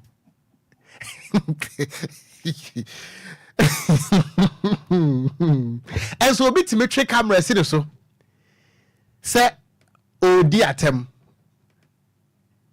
ni viewership ntumi nkan yeah and quite a share easily obit me a show half naked on social media ni viewers ntumi nkan but Ghana the urgent nkwano ompe yeah na say yen so as an NGO you have this problem no okay say ebi o as I say ye NGO ye ni resource ye di push ejuma na ye but ya hu say ehu hia so volunteers na ye no mu ejuma at the end of the day no obi aja na ejuma no di wechi e say otimi nya bibi no ntimi ye da into an bills so yetimi choro sponsorships okay ye ku obi say ye bi say ye besre say wo bibi kakra fa bwan ye ko radio so a ye ko outer ye bebo wo ejuma ndoro na nka sebi obi nso ahu ejuma na so ye aboa but ya say ye ko results no emba but I believe say nka other matters and yen ejuma ebia beauty pageant asa bibi bon say nkrofo di omho behim be ade a ye di be save nkwa any nkrofo property no as people are not interested even car owner no kronya interested wakojiska over 1 billion edi ato sprinter ama driver ni yes okay car owner bwan kakra with ebia 20 cedi edi betonsuo na ye no driver na nya kasa kire na wajapade na watono obetima abon ho ban o feel say nye necessary company award drivers bwan na ye no drivers ni nya education ye yo mu education o cars na wo company mu no enchereche mbema onipan be manage cars ni ye e be reduce cost of maintenance no and damages no they don't feel it is necessary me mama nam baby ibe adame kan nipa ntie be education kaka na be ma driver no so driving mama me baby on na mo ti region no na on so driving ye enti e besre say education and as a road traffic accident ankasa no edi abrochen yare bio wiase even covid by expenses na your covid so and as expense ay other sickness no road traffic as a community chance na money nyina but we look to be okay me ma kwaji loan and as me pension pay me da kwaji kai be 3 billion ka me say person run na akra kumase na under 1 month na driver na crash car no how will I survive from hotel that mewu me nkwala nka no na midi behwem what happens so the year no ye saving nkrofo life esa saving nkrofo ajapade okada already be what to me no man nkrofo mu di ejuma ebia o life would end me o kakra na wudi akoto now turn after say sa okada ride or ride am odifone ye kwala mo di akosha ka na ase motor aside beyond repairs the year kro no kro was ahwere no nkwa afi na osa kopeska foforo abebo awusia na ye uwia na udi nsa akoto yem how you are going to survive another thing but nka education na eveli say ebeboa but another thing na they be ma enforcement no ewo issue ne say now so ewo enforcement no say enka nipa no from now taking through the legal way of punishing the failure the seller so kwa ya funny way wako baby wasuen bibi afrim but say ma say you are riding without insurance ukijaka without insurance na maji 100 cedi seko meanwhile passengers no take ani mu no me amagina Kwanso as an officer of the law meaning say car no ye bomb by some money nsi say onya accident compensation no benya dia survive no ho any ni end life no e be free insurance company na e cover car no yet ye hu say car ni insurance e sonko Can akwanya say say kwa say insurance ni ho. So nipa na ne nan abu the spinal cord are dislocated ohia surgery. Obey den anyaska atime find it sa cost no. But if there is to be an insurance, the insurance, you see, some to be insurance in Yejuma, Okogyeabour is not true. Insurance works. And sometimes, and yet always in a lawyer and son of one year insurance. If you get the legal means, for an example, Embramu per the LI 2180, yes, see, drive an obeti commercial car, say a taxi, say a trotro, say a bus. It also would be 25 years and above. That's right. And some will be to match commercial car. Yes. So, me and my register my insurance company and media jumano. I'm doing for profit. So I also look for never be a mate my reduce cost in order to make more profit. So minim say I'm not makwan say driver no only 25 years on own commercial car. Kaya konya accident. Driver need the license aba or the insurance certificate aba or the roadway aba or the police report aba. Now this company is going to investigate the accident. No one said driver or will below 25 years. Directly, you violated the insurance law. Okay. Inti at the end of the day sad driver or no mistake. Any car owner now the car and man one verify the age so it will affect the driver, the car owner, and the passengers on board. And now nipa krono di car no born as a third party. It goes as a chain ebe affect some microphone nyina. Inti say age na Kwanso na ye to for say okay or driver ni unama make sure say o car insurance in e juma wo license e valid because o basic requirement obetima are different in terms of an accident. Your driver's license. Any most important tools are we you car key free the next time we have your license. Until me say in as much as I'm always on the road. Mid license is always on me because you don't know when I will be debate you and that's what debate you. Obi okra why careful I will drive no before Friday. Eddie between. Let's know the bet you. See there, my main busa we what insurance issues hono. Yenim saka bi wo hono mo a genuinely or insurance. But obenya accident no na insurance are a problem at the time why you overloading. That is regulation 156, a person being an excess passenger. See there some more education how the passenger is a target in your education because Ghana ni him say car no aye ma car ne fa 10 mate ni te so ma car na aye ma was mate ma menhye wo nchen wo be ka dia mate ni so de ne be hye Ghana ni so for so betena mate ni nchen. So here is the case a car no insurance by the time wafa additional passenger no wa violate insurance. Yeah. And some more education how do you target this Ghanaian passenger in your education? Okay, remember two examples. Okay. DLFM. If we win by Kwanso ko win by before be what Ochirako bridge na ye enforcement bi o and a sprinter bi by tina overload ewom. Now to punish the mate so that next time or no nya sa de ni bi omo ye see mate no and a close the door no and a second uncle win by junction. No uncle see passenger no the last person I meet in the man for you see the mate is an accomplice, the passenger is an accomplice because me pentem. Just last week, Adenta officer be adema manager. Later I put so I had a fire officer, no share uniform, and all faka. I think no more cut towards circle, towards Medina. Inti original pekana emwache pa ka be jena no na emwa den ayema. But the mate was convincing him to come in. No, I'm a shanning. And I so my key interested me sure say officer no obe fuka na no mfo. Into ya no che mate so dey be onko obe twenka foforo. That's right. And so make am so why are there. If we all understand say excess loading of passengers and yet the right thing na e be do mate can chire nipa ba ko mienu miensa. Next obeto no for almost on proposing bill say obi nsambe fuka no in excess. So with that example no you see mate in free car nemu as an Spanish and as a driver no ko however on benya a friend then car akodu wini bara na bata adwane omo no aden de ebema passenger no team no on so be fele en ho pay no kakra because car no ko general na bata adwane nti next also ti kam no bi be for in excess you remember that delay na onya wini ba road no nti you accuse the driver and the mate said they shouldn't allow the person to come because they may run into road safety squad on bed on bed. Okay. Inti Emano Koi, however you got there no, in so be do no, on bed did drive an atem, on bed did mate an atem. And at the last passenger was better, also make sure no hover fan. Okay. So these are some of the things we are doing. And we also make you to understand, say, should you have an excess passenger? Say, Okoye insurance or Kano, would you across 23 passengers. Now, after an accident, report nearby said there were 24 passengers on board plus one. Plus one of Infa, not a Hinfa. And because of say, people even try to create accident more. Madam, by my example, say, accident missy, Nippon on Kakano. But because once accident I see on put him on a mono. Also called the police report, no, didn't want to count.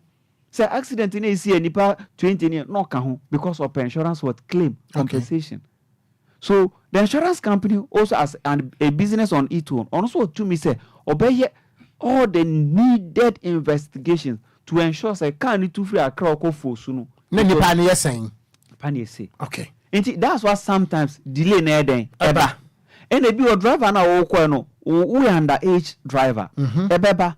Driver ni sumo yes say we here or license, police report, medical report. If you don't get all these things, the insurance company cannot do magic.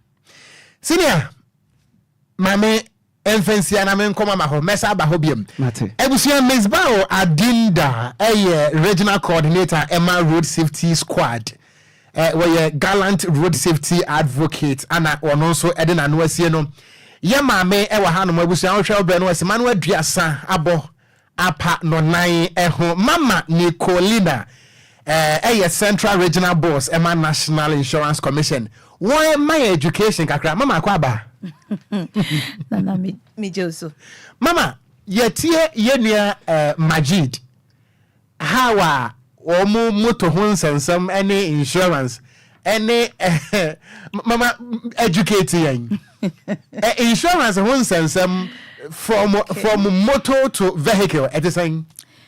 Good. Nana made that say ye chia yentie for ni na me mpanyefo a wo studio ha. Okay. Na wo na wo tie ye wo hwe me wo Facebook so ma share link no. Okay. Inti say wo WhatsApp message wo tie me all my listeners and all that. One baso. That's right. If there are any questions ana bibi ana ye nyina ye dia suade. Nana measure say education kakra one on motor insurance. We go on with the law Road Traffic Act of 1958. Eka se obibia okashen ansa na wo besikwen ni mo no bomodian say insurance be wo ka ne ho. Enye insurance nko roadworthy it has to be. Sure. And then ipanan so ne license ni nyina wo eyemra nhihye na the basic reason the entire ye insurance ne say bia we kumobi we probi we say obi japade eno ni the entity ye insurance now na eba insurance kwemu a eno na ye fe no basic motor insurance a third party. Now third party no and cover benefit no and cover wo vehicle and now wo motor no. Third party no. Third party insurance no. And cover car no. And cover car no. And cover motor na wuchi no. Motor na wuchi no. Okay. Emo obia we prano aseni japade anase we kum no. That is the third party. That is the third party. Okay. Now, in the ni mono, se passenger eti wuka ni mono opera. Ni mono infaso wo hana se benefit wo ho a wo se wonya. Our driver no so anase nipa na oka moto anase otri ehye no.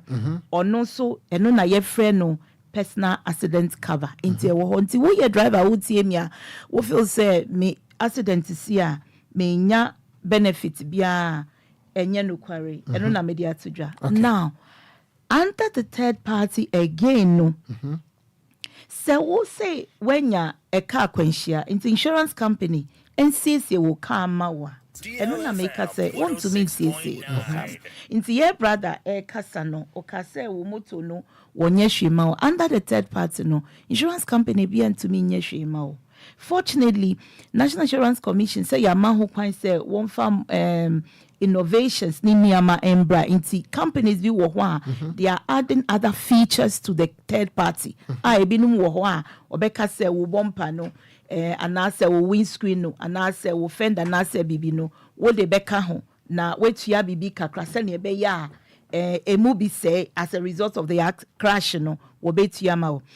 But ekwenim no ye what they friend no third party fire and theft and only second kind of policy a wo betumi ayama wo hye na nasekaba na no in addition to third party na nipa na onu ka wo na insurance company hye ni mu a obetumi epra ana obetumi ekum na obetumi ase ne japade no we ka ho se obi wia wo ka obi wia ka no a theft okay ana se eja atoka ni mu a asay no okay ka na be eja to munti asay now se basana when hihye ni mu no se no na wato a insurance company no be ye nhwehwemu se ka no ye wi a wo de be ma police fo se won hwe se won hu a na report ne be kire se won hu na fe benefit into we no unlike third party insurance bisa se car no to na he anase bibi no we no ye bisa se car no to na he esan se car no yetumi wi anase eja betumi atoso. Good. And then the third kind of cover ye minimum is a comprehensive too na maka no eka ho. Additionally wo betumi apaki car baby no be dia bebo we dwane car no ebia route ana basabi ekobe wo baby na obi di bibia aboka ne mu nipa na dwane insurance company be na wo beko medical ka say obi a o say wo japade no ono ne insurance no wo say o siesie wo ka nti say me apaki me car no obi di bibia bomu a nipa no in the first place me hu no ka na say train me car no me hu no insurance company be my na meko but my year comprehensive insurance me insurance company no obe fa hunka okay even say me hu nipa ni kra obetumi afa hunka owiya na we chase sa nipa ni insurance company ye fe no subrogation na wakoji benefits but ye tie wakoji nsesa wakoji yentie we insurance motor insurance nhihye ni mu no ye wo level a impembensu insurance company betumi akọ etua for say we say obi ejapade obi car we run the kiosk bi mu e won pempenso ye fe no third party property damage limit e pempenso insurance company mimi insurance no e pempenso betumi akọ say masai brother yika sanso na me ye driver make say ye personal accident benefit no impempenso ana limiter me insurance company no betua sanso na say eba say ma say obi ejapade na cost of repair no ekwenim kakra no nhihye ni mu no kwan wo ho say metumi aye addition nti say si aye kasa yi wo ye third party na a private car utia 482 say a commercial taxi utia 637 say miss what say obi car 7,000 cedis na and only pepenso insurance company be kwa kodru say wo siesie nipa ne car na ma obi be bisa senti say beyond that wo be yeden say be entina kwan wo ho say ubetumi ni insurance company ni insurance company for edin kita ho ma wodi sa 7,000 ni akwe eni mama optional to increase the third party property limit. What you say inti bia meka say me ka no se ne city no nti ma me mfa sa limit ni nko 10,000 kwan wo ho nchihye na wo ni insurance company be kono eno na omodi betuta. So that is the first thing I'm person me ma sancheche third party fine technique comprehensive. Good comprehensive no yes yeah can be ɛfa bibia ɛfa wo car ne ho nti car no yɛbɛtumi awia insurance nti obebisa sɛ car no woto na he good ɛbɛtumi aba sɛ road crash ne mu no car na sɛ butubutu wo kɔ Cape Coast kwan so car bi ehyi since February ɛda so ada kwan no ɛda so wɔ kwan mu na ne nneɛma nyinaa tutu nti yɛ insurance mmerɛ mu no yɛwɔ bibia yɛfrɛ no statute bar 6 years sɛ car no won yi mfiri hɔ 6 years from now ɛwa basesi akra kahwɛ ne ho nneɛma ina what is the evidence ɛkyɛ sɛ ɛgya na ɛtɔ mu ɛdeɛ na asɛe a ɛbɛma ho insurance nkwan sɛ wei na asɛe nti wɔntu asɛe nti statute bar na gye mmara sɛ yɛntwi nsan yɛnyɛ biribi wɔ ho na sɛ nipa na ɛpra after 3 years no ɛno nso statute bar wɔ hɔ because nipa ne pra na yɛne ne kɔto ayaresabea ebia ne afi ne bɛti anaasɛ ɔbɛnya ahoɔden kakra ma wakasa ma weka deɛ ɛsiiɛ na afei yɛahwɛ ne nipa dua no ɛho sɛ sei na atɔkye ma wɔ ne ho nti ɛno no nso nti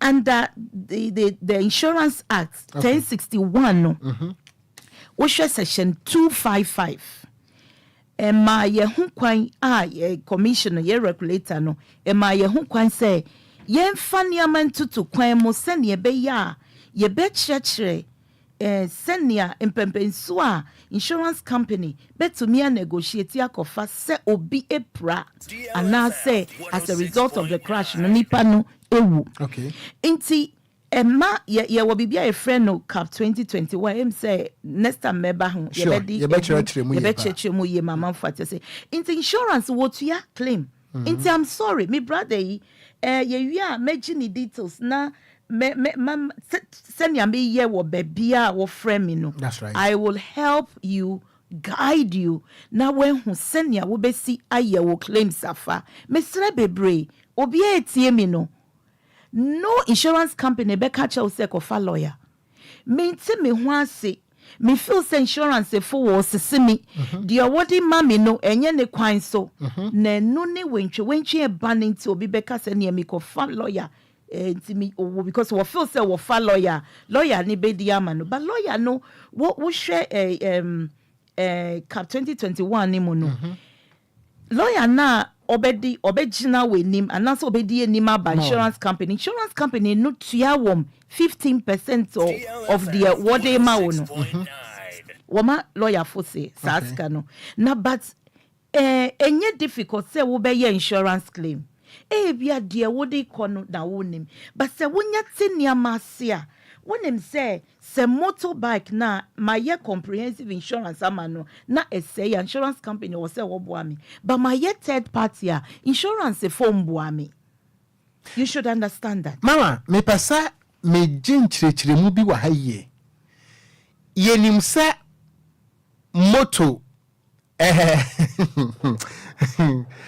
menim say ade a engine dem bia no ye moto mama nya sa na tie enti ese ade a engine dem bia no enya insurance definitely so into your be in insurance ishishene you will be a friend plant and machinery ebi akra wo ko si die wo baby wo de wo machinery ni niama beko okay even excavators ni niama ye di ye adwuma wo form kra na say site no kra say machine dem wo control into so nya insurance so mama me question e ba ne de no so yenim say moto yemfa nipa njisika so mama omo use moto a omo ye okada foi ye wo commercial moto insurance ema wo omo ana absolutely no enti se minye ye rider yi me ebia wa family atenechire we de make kwa benya wa Jim ska because we okada rider along the line nyame mfa sa ma sa accident si a insurance company no onhwe me boa because man say if in fact want to mean even the permits every the licensing authority no ho crap in the first place because sanam ranika For fare paying passengers, we share airline 128. It talks about fare paying, and who is a fare paying passenger? That's the commercial. That's for right. commercial use. Into semi me will lift. I mean, I know that is it. But the bra will be to ya se kankwa dia mrani say debi. In the first place, no one license for sa okada no. Mawaka say me de koye commercial. Number 2, age is also very important.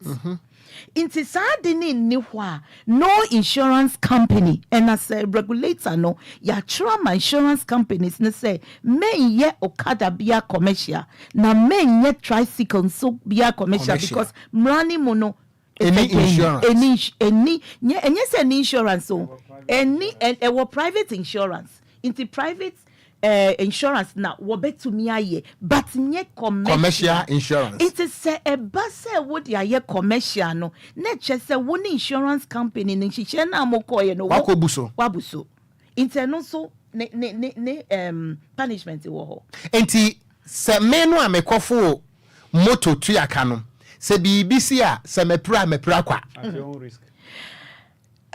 That is the beauty of the regulators work. Say ye will be a friend no compensation fund. Okay. Now sa compensation fund no ye de bois wana hit and run. Ya born nipa driver na journey. Hu moto no hu car no. And I said bibinti insurance company aka say ye intia will claim. Age a would drive it.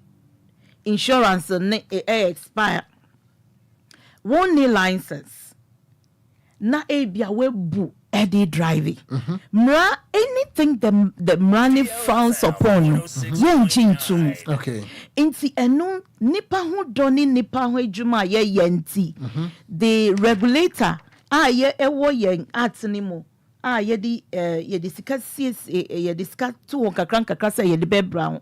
Bueno ye fen motor compensation fund. Okay. Ne no ema ho kwan so obi ba saa na yen hwe na yen boa nipa no. Na me no de bia meka.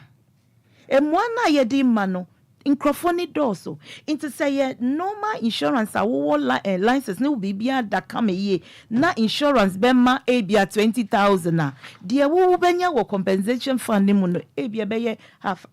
Sorry, I'm not say 1/3. Okay.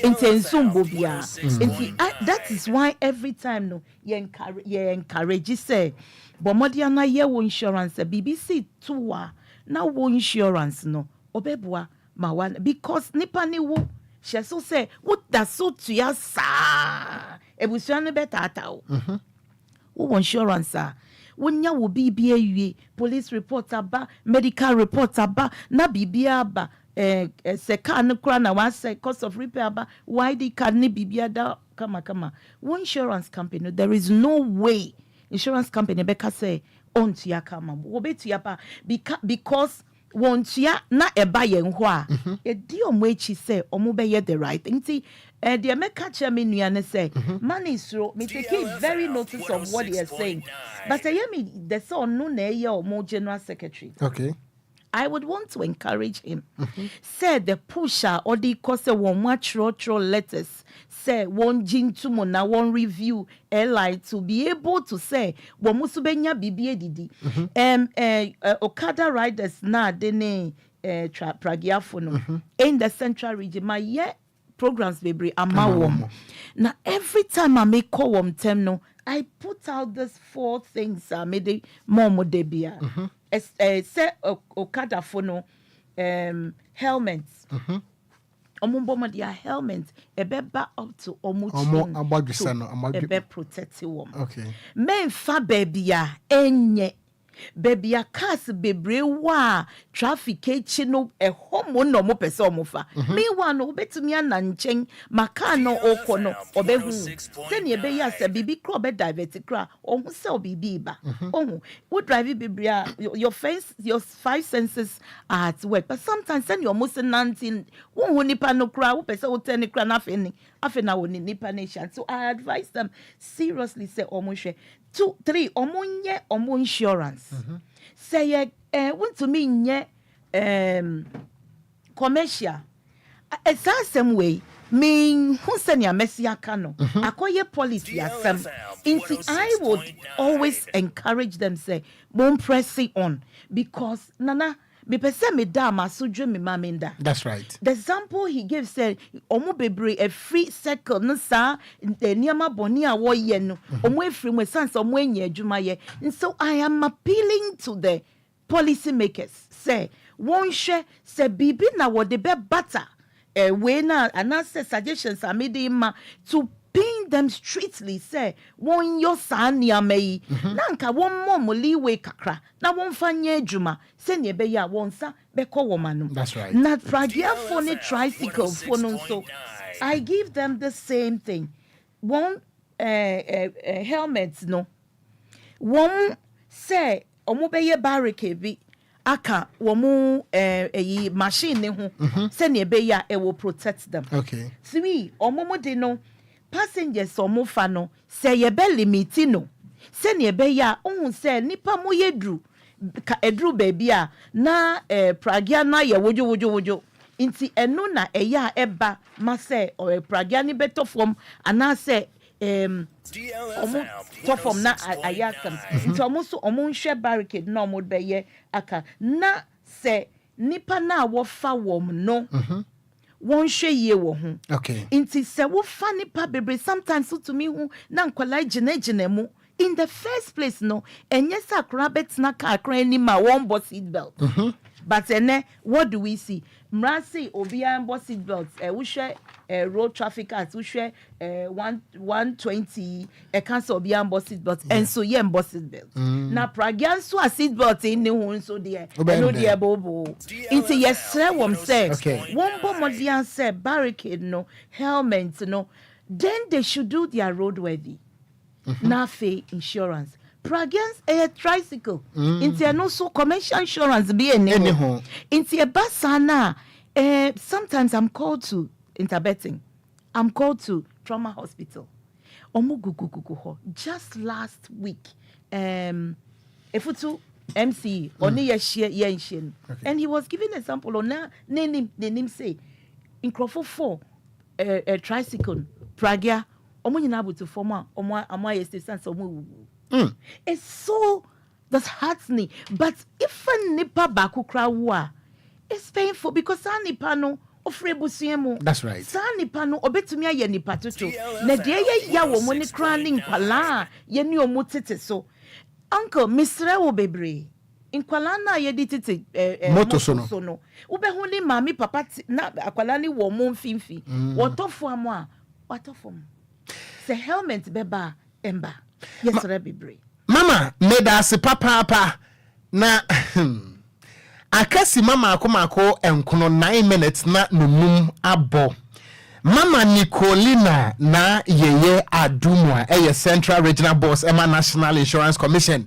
Wama education pa na mi bedi nkomo bi sesi a enemi nuan wa medru ntem. Na so mefa ne sa dwumadi aye de new lucky electricals ebo ye chiri dom pa enu nti enya agye ba Bismarck ewo efia ha na mi wie ntokwa am ne bekun de ye chiri hwasamua because I can 9 minutes na mapon na so be ndan management mfanche me Syria akwaba ya eja Syria bibi aboko de yankopon adom new lucky electricals me sure say business so koso kama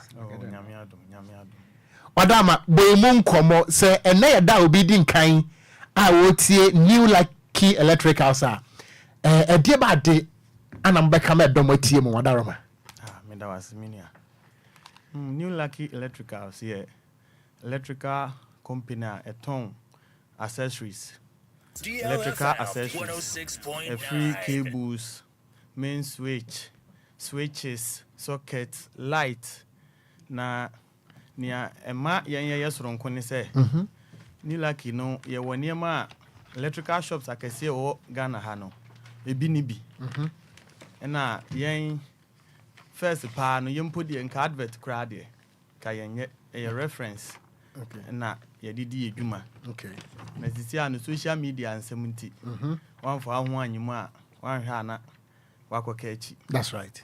Ti new lucky dear. Even me ram ha kura me hu se ye nyoma bi wo mo ha. And can you never pa? DLFM 106.9. Ti new lucky dear. Ye nyoma sani quality tie ene ne fetie ni nti. Nkofo eni je ho papa. Okay. Electrician a obebo new lucky din a onim ne de na chese afina we wura mu foforo. Okay.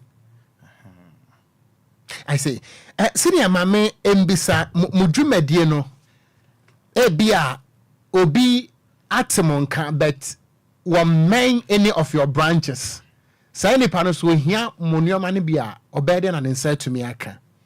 Oh, eno de free be mretinti a mekra me ba adwuma mu me hu se ye nioma no enye nkra ha nko na ye ton no. Ebia na umen ye branch bia ye ni branch wo other places na won kran. Okay. But ye wo ye nkofo a omwo bi wo ha tamale wa ni nyina no se wo pe bibia ye hiane se wo be ma ye hu na ye transaction ni nyina bibia pepepe ene be bia wo bia won sabeka se ne tie pepepe na se mo nipa no mo ne ye bibia wie na ebia wo make payment a mo betimi deliver ne man de ban ba bi obia ni an hia bia on sabeka money companies and dealie onu o mo nkwa na se obi ye individual onu so timi borem. Oh, yani companies edele yani individuals edele pa companies ne kra no omo nsem kana ye different from individual no. Individual ni de ono oba ya DLFM 106.9. That's right. Yani companies dele ni yani individuals ne so dele ye pa. Me maba mo branches na and maba mo branch e wo North Legon. Me sure say mo branches for wo Greater Accra. Mo baako e wo Accra Central Opera Square. Baako so e wo North Legon Wisconsin University en Cheheya. Ana baako wo Westland Simabriu Fashion ana Achimota New Station. Say obi e wo Accra ha. Na bia or todi efi Accra ko ada regional. Minim bia package in it say because me say so ka say me nkita chandeliers free have ko Accra and asem ko Kumasi a medru na bia bo. Minim how you deal with those customer. Mo customer service to say your customer service there. DLFM 106.9. Omo a banana edi ho adanse. Okay. Ti say bia wo uni Accra ha na wo baby na se wato bibi ti se chandelier glasses ne ade wo mu na yen ya behwe e de akwa akomaka. Okay. Se wansu kita ka yen ya behwe ne de ato baby a e beto a enkofa o haw bia emrew ekiri na even se wo di kodumpo na se bia ba ku mienu bia se ya enum kwan a ye befa so a ye behwe wama wonso ho ato enipa na beto free shop no a bibia e kama but bia wodi akodro no kinkre ka mutine bia sei no mo hawa mo be address nipa no bia mo be sa hye na mu ana part bia wo say we asay bia na ye betumi replace am. Oh, okay. It is a bia na je say asan e na be check eno de ye benya bia ma bet. Okay. Be check akra. But so obi pese go to be cotton one and so akwanya wo ho ma sa nipa no. Oh, akwanya wo ho pa. Me pato bo numbers no eto abonten ema me. Your numbers no 0559 371 763 and 0244 212 501 and near chat for and we are 0245 0246 29 New Lucky Electric House. But moye ebia mababeto enuoma edos more discount mame. Oh, discount here. Yeah, my discount man ko fu ekura energy. Sa Papa. Na yen discount ne ma no. Obi ba na ma ne discount ya on tiase. Oye ebi mi se so ebi se o okay. On say nipa de. Obi a won level of satisfaction. Yen enuoma no. Quality no e wo soro bet ne bo no e wo form. Okay. aha yɛwɔ nneɛma bi wɔ hɔ a te sɛ mmerɛ bi ne yɛtɔn yɛde 1,002 na obi kɔ shop bi ɔkɔhu ne yɛ 2,000 ɔm sɛ ɔmbɛma ne 10% discount nti n'ani agye wɔɔtɔ no kyɛ sɛ wohu sɛ yɛ 10% ne deɛ wawu koraa nso sɛ yɛte 10% of 2,000 a ɛyɛ 200 pɛ na ɛbɛfiri so still a watɔ no 1,008 that's right nso yɛdeɛ yi ɛne wɔ mu deɛ yi quality ne nyɛ pɛ yɛdeɛ ne wɔ soro koraa nti yɛdeɛ wodeɛ yɛn anaa de asɛm oh okay cinema hu sɛ list no ɛda mo anim me no meyi sɛ me ba hɔ a mebusa yɛ a wokyerɛ me sɛ wei na yɛfrɛ no chandelier na wei na ɛyɛ spotlight na menim ade korɔ fa yɛwura mu kakra the list of items a mowɔ no bue mu nkɔmmɔ kakra nneɛma no deɛ bebree na yɛhwɛ lights no a yɛwɔ chandeliers yɛwɔ flood lights yɛwɔ street light yɛwɔ spot light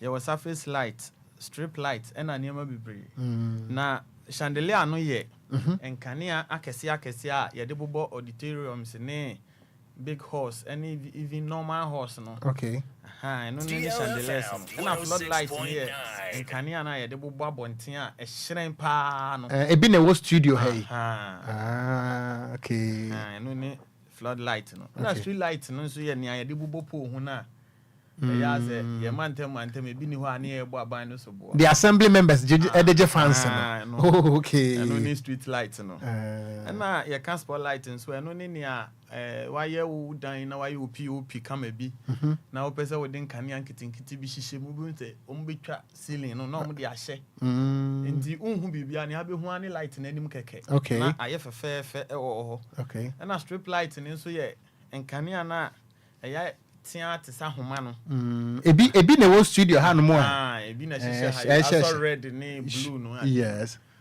when the fan strip light no strip light oh okay DLFM I see na yɛwɔ underground light ɛno no yɛde sisi ɛfam sɛ bi a wasi fie wi a ɔmo tutokuro na ɔmo de ahyɛ fam nti wohu sɛ biribi asɔ fam hɔ biribi asɔ fam hɔ ahwɛ soro ɛno nso waa woyɛ bi wɔ fie a ɛnika okay ɛfɛ nso papapapa I see ɛna yɛwɔ cables electrical cables ɛno deɛ bebree yɛwɔ bebree ɛna yɛ cables nyinaa nso yɛ flame retardant ɛno yɛ deɛ a ɛno n'ase kyerɛ ne sɛ sɛ bi a sɛ electrician ni mpo ayɛ mistake na sɛ wa overload cable na instead sɛ nkegya bɛtom ama na hye wɔ fie no okay ɛnhye ɛbɛmoamoa ne gya no adum okay ɛno ne flame retardant no na yɛ cable so ɛmoa mfa ho senka ntimi aboa bi antimi mfa ne senka insulation na den okay yɛayɛ insulation no dedenden paa kyɛ sɛ aboa bi antimi mfa no yɛ den enka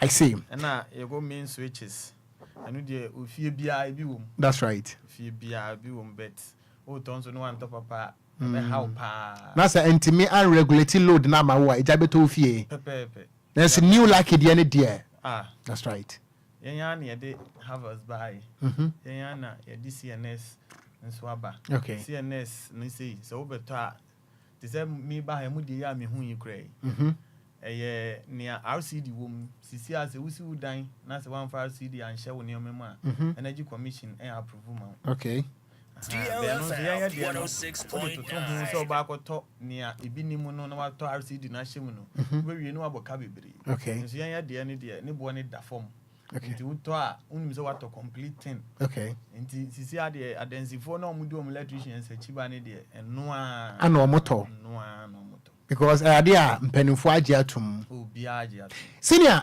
ebia me ba yɛ nka menya light bɛɛ 5 wan ka me pɛ but me sika no ntimi make that payment for 5 no but metimi atua half na nka kyerɛ me de bi aba nhyehyɛ no te sɛn part payment okay and yet ne sɛ ɛnɛma bi wɔ hɔ a yɛn no ntimi bro yɛ so nti ɛno no yɛne yɛ pani no kasa okay na yɛn ahwɛ wo credibility yɛn na yɛne wo ɛdeli nti yɛn na yɛnim wo that's right nti na yɛn yɛ den yɛgyina mu ama okay nti wo de kɔ a na yɛ time na yɛhyɛ no pɛpɛɛpɛ na wo ne yɛwie na kyɛ sɛ bibia kama me pacho ye ko bo numbers ni bi me pacho ye new lucky electric house ana ADM community we no de assembly members any individuals contractors electricians mo betimi any wo mo adi nkomo na wo branches in year 4 e wa Accra North Legon wo mo any DLFM opposite and na Westland so no wo mo e wesima brew fashion echi ho Achimota new station there Shell filling station ho no mo na wo mo ana Accra Central so wo mo e wo Opera Square senior bo numbers ni nyenu nyina to abonten na yem fan komo no nsi 0559 371 763 and 0244 212 501 Senior nyamesha sa obaye ba mesro next week dear ya brantem Meda senior enti abusia yenia AJ Bam Bismarck every new lucky electric house me pa cho obi am for the nchire ho na wankasa obedi ho adanse ya me wura na me kas me wura heaven eniema wo mpa enchana me beba wo nchen no num no kra bo apa ho sima no enan mame ema menuai emre mu just 2 minutes senior regulation 84 mandatory oshese motor rider bia no emfa wo so yokada esasa wo helmet reflective jacket senior wo ye national executive sanse she we members no mu ne so free hanu mo kwa community say how they come out edama say ye element asem de nipa open no nkwa a opese onche de se onche element o opese yemfa nko kolebu na hospital waboabo usika no de a wona onche element the opese wo no de ma onche because ye wo wa ba wi ase de eyi de ba hu mis ebi esi ofie nipa kwa awomba na wo pese wo nkwa awomba de a me amiti aha no me kase kwhye but reflector de ye hye isa me ba nde Sunday na me ofie but wo fra me me de keto ato me so me hu se ba ko hye o because eboa ema de omu driver omu se space omu hu ni ye no omu timi hu se bibi shan o menim okay won bebo wechi dabi eninti na ye hye reflector okay ebeboa ye nyina but eko ba se ye to omufo fa reflector omu hye de a bibrishe but nde ye do kokota ti se ye kokota na ye nipa 6 ba ku de license roadwork insurance any bibia police no chiro say reflector o she na enye de mu epe ene na we yi de o she de chire judge ni bisa police de mu na epe ono so gina ho ze na say we wo she no ye reflector but wa chiro say enye de epe nti amu nchire ye de efesa mo she ye she esu out to na ye nye hu de ewo lo mu say ye she inti abasa ma obi ahye de obekokoto okay ese enshine lines endem okay ene na ehia mai me da say ebusia ma me mra won chen me sure say your time now so but as I said no management in franchise na ye nua na me dru ntem nti enye ne sa na me fa afrefo be 5 pe me pa cha wo ba na wa ma wasem na yetietia ama me pa wate na enene ye nkyerɛkyerɛ watie de yenua Majid Mohammed Yaka watie Miss Bawa Dinda and watie Mami Nicolena so ma yeni nkomo kakra 0534 050199 0593 40 65 65. Good evening. Good evening, neighbor. Me pacho wudi ene baby afre mi free. Pacho your friend is Ivan. Me free ashama. But what say? Me say your friend Evans, me free ashama. Ma minti o Evans ashaiman. Yo, mira, me da sine program awuye, me bo abaso. Edika me ko insurance kanina owo hono. Openi ma yeka adwuma for 44 years. Na me senye police niya ka me ka crack insurance me tiada. Isante dinti. Omamu ha se bibi tuwa. Before ube nya insurance no, na ka se lawyer hu hia. Ube twa kwan sa abranti bi nam company. okonya accident man in search oye jankaba okoha yesi ha okohu lawyer si na ju sei se akola na di dem kapre wanya me koye death insurance mame sika ne ko de omo anka hio mame ne wuwie ya me ko de no enyoma a wo kika na chese ya disqualify me afa me ba moto me so me ya ba ma o man we we penny for ya wo mun kan no kure moto ya de passenger dabi sama me say insurance wo ho na obi ko tena moto su no wu a ehu na okodi insurance anso ya penny for say ya fa moto no nya adwuma o mo yire ne wo mo maya o mo tena okada so ya mo mi kan no kure wo mamu ha me da se papa miura me worry me ma me de ne number ne betu dance anu akontin komo ni nyina no mo frɛ no a mo ne mo anopawia ne anwumre wantimi anyina so kafra 0534 050199 0593 40 65 65. Good evening. Hello. Me pacho wudi ni baby afre me free. Frame me kwabi me kasa fi matayeko. Maminti on fi matayeko. Me question the command national road safety mine or. Me pacho national road safety mine be ni ha. Oh, road safety advocate mpacho. Okay. Me question command say. Me bisana say. Also we hear the case in my drivers na road marks na apepa fa. Almost one I said say also we. Road line markings na apepa no. Okay. Me pacho mate one also the number betuja na mo so money wo mo di nkomo e wo off air yeda se 0534050199 0593 40 65 65. Good evening. Me pacho mo anoso kakra wa me udi dey so frame me friend. Richard Sapema. Maminti o Sapema Richard. Na o ka imu no na o se o kada fo no se uni like mente busaniye. Na o ka imu no. O kada dawe. Na uni se to kwa uti kada. Enyame na America eye Ghana mra na say se wunya 18 years eni kwa se wutwi moto wanka okada. Okay, uti moto by the no kwa wunya 40 years ko ko okada yes. Tata mami we. Crash take it ko munya 50 years ko mu okada. E the bank of for e dey no no Meda ase papa eno de Ghana police adwuma. Good evening.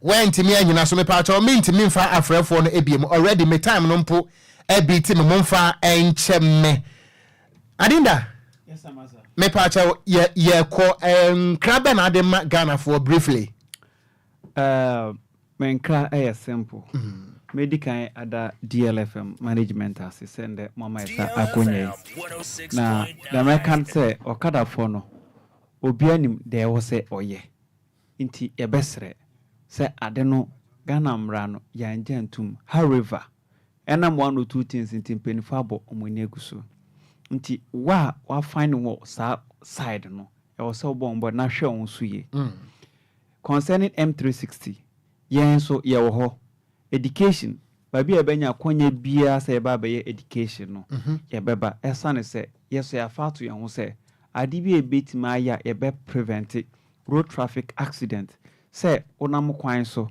say otika mu anase wo na o drive ya say ne be ye nyina ye ho betoye no ye be hwe akwanya bi e benya bia no say ye school na o invite ye say ye wa sorry say o program o invite ya ye sua all those things related ye ba ye din chire ne ba o followers anase obi bia wo ne abetena program se ni beje okay say na be ni pa no so kosi Kwanso a odi iye besie na ye nyina ye ho atoye. For now no ye wo winiba okay ye bon pa sembre pamu ye benya space so wakra say bibia ni a ye betima ba na ye communications and say programs on be easy amaye okay me pacho wo be okay so be bon number ebia obi wo further questions definitely mpacho bottle about as long as education can on there me bon me number is 02 44 44 number 3 02 44 44 44 44 44 80 86 02 44 44 okay 8086 natural says 0244 another 44 80 86 and I say my second line here 0245 0245 099 099 another 099 099. Hey, number we share that. Okay, inti me pacha wo frɛ no a ye frɛ no Miss Bow Adinda. Frɛ no na wo ne no eni nkomo bi a pesa wo ne no edie. Senior Majid. Yes sir. Nyame nhyira wo sɛ wo ba ye. Me da se. Ka kire wo kadafo ni nyina sɛ wo madamfo ba ko pɛ ye frɛ no Okogyeabour. Aya na omuhu ne sɛ me time wo mo. Okay. But nyame na me time wo mo Ghana mra na sɛ me nka. Senior won tia se. Me tie. Wadama frankrama wo kadafo no ma. Okay, minya mo any association ya wo Ghana. Okay. Say media enka ya ho asem. Ade a enye mra de omuntimi nda enhwe ensei. Because omope ni yenti na omoka. Nti a yankasa yenim se okada ye na enye mra. Na obi tena baby no kasa enye mra no mubuofu no de a wankasa nkasa no unim se enye mra. Ade no hu obufu ho. Nti ye pa obi a chew se de obeka riding asem de wenhia ye dache.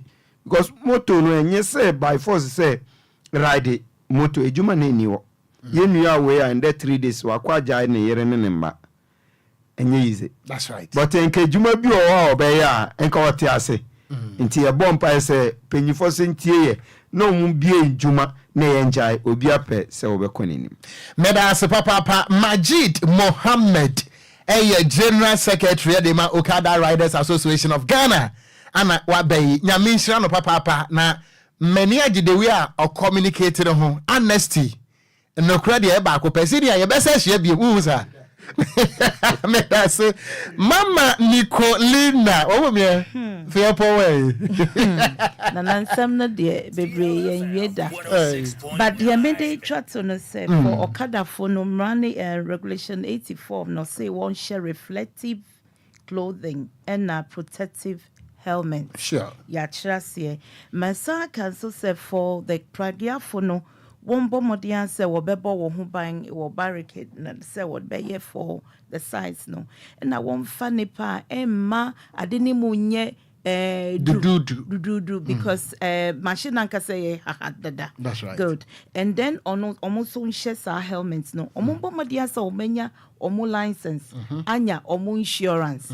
I don't know, they cannot get a commercial insurance but said there or somebody you know a private because that is the license na woman na say roadway the wode man one share say obeye bibia fefefe to the owners of san no wo mom to pragiane moto de ma riders no she so say obi a own the 18 years on to minka in the first place. Okay. 25 years and above obetumi aka commercial car yen so afe insurance na ye yo no yen pomodian say ye beti ase ye sir car no wo kofa for drivers no so wo kofa car na insurance ni ho na roadway the nye adwuma wo so memfa you that is your right. Sure. Obi beka say me den ho say insurance wo car ni wan ase ni ho wo de gina car ni ho na tie de number side me bebo a short code star 920 star star 920 star 57 hash. Simple. Star 920 star 57 hash. Wo boss short code ebema wo hu kwa wo be hu say ka say card details need to phone so and fa hu say wo use yam ana network a wo use wo di to mu a na wa send it car number na wo be bo adia to phone so no ebe che wo say car no insurance wo wan na nye next week nyame ma adom na ye ba ye be komu kakra because accident see na what to me jina ka ne kra animo betumi abo car number na hu say car no insurance and insurance na insurance nso a insurance company ben na di adwuma then in Tamara you can continue with the claims process. Sure. Inti claims no nso mesreka say obuni mo bi a wanya accident road crash bibia nkoye ewo insurance some mana mesre bebre metumi de me number atudwa me say obi auntie Genevieve I'm very sorry about your case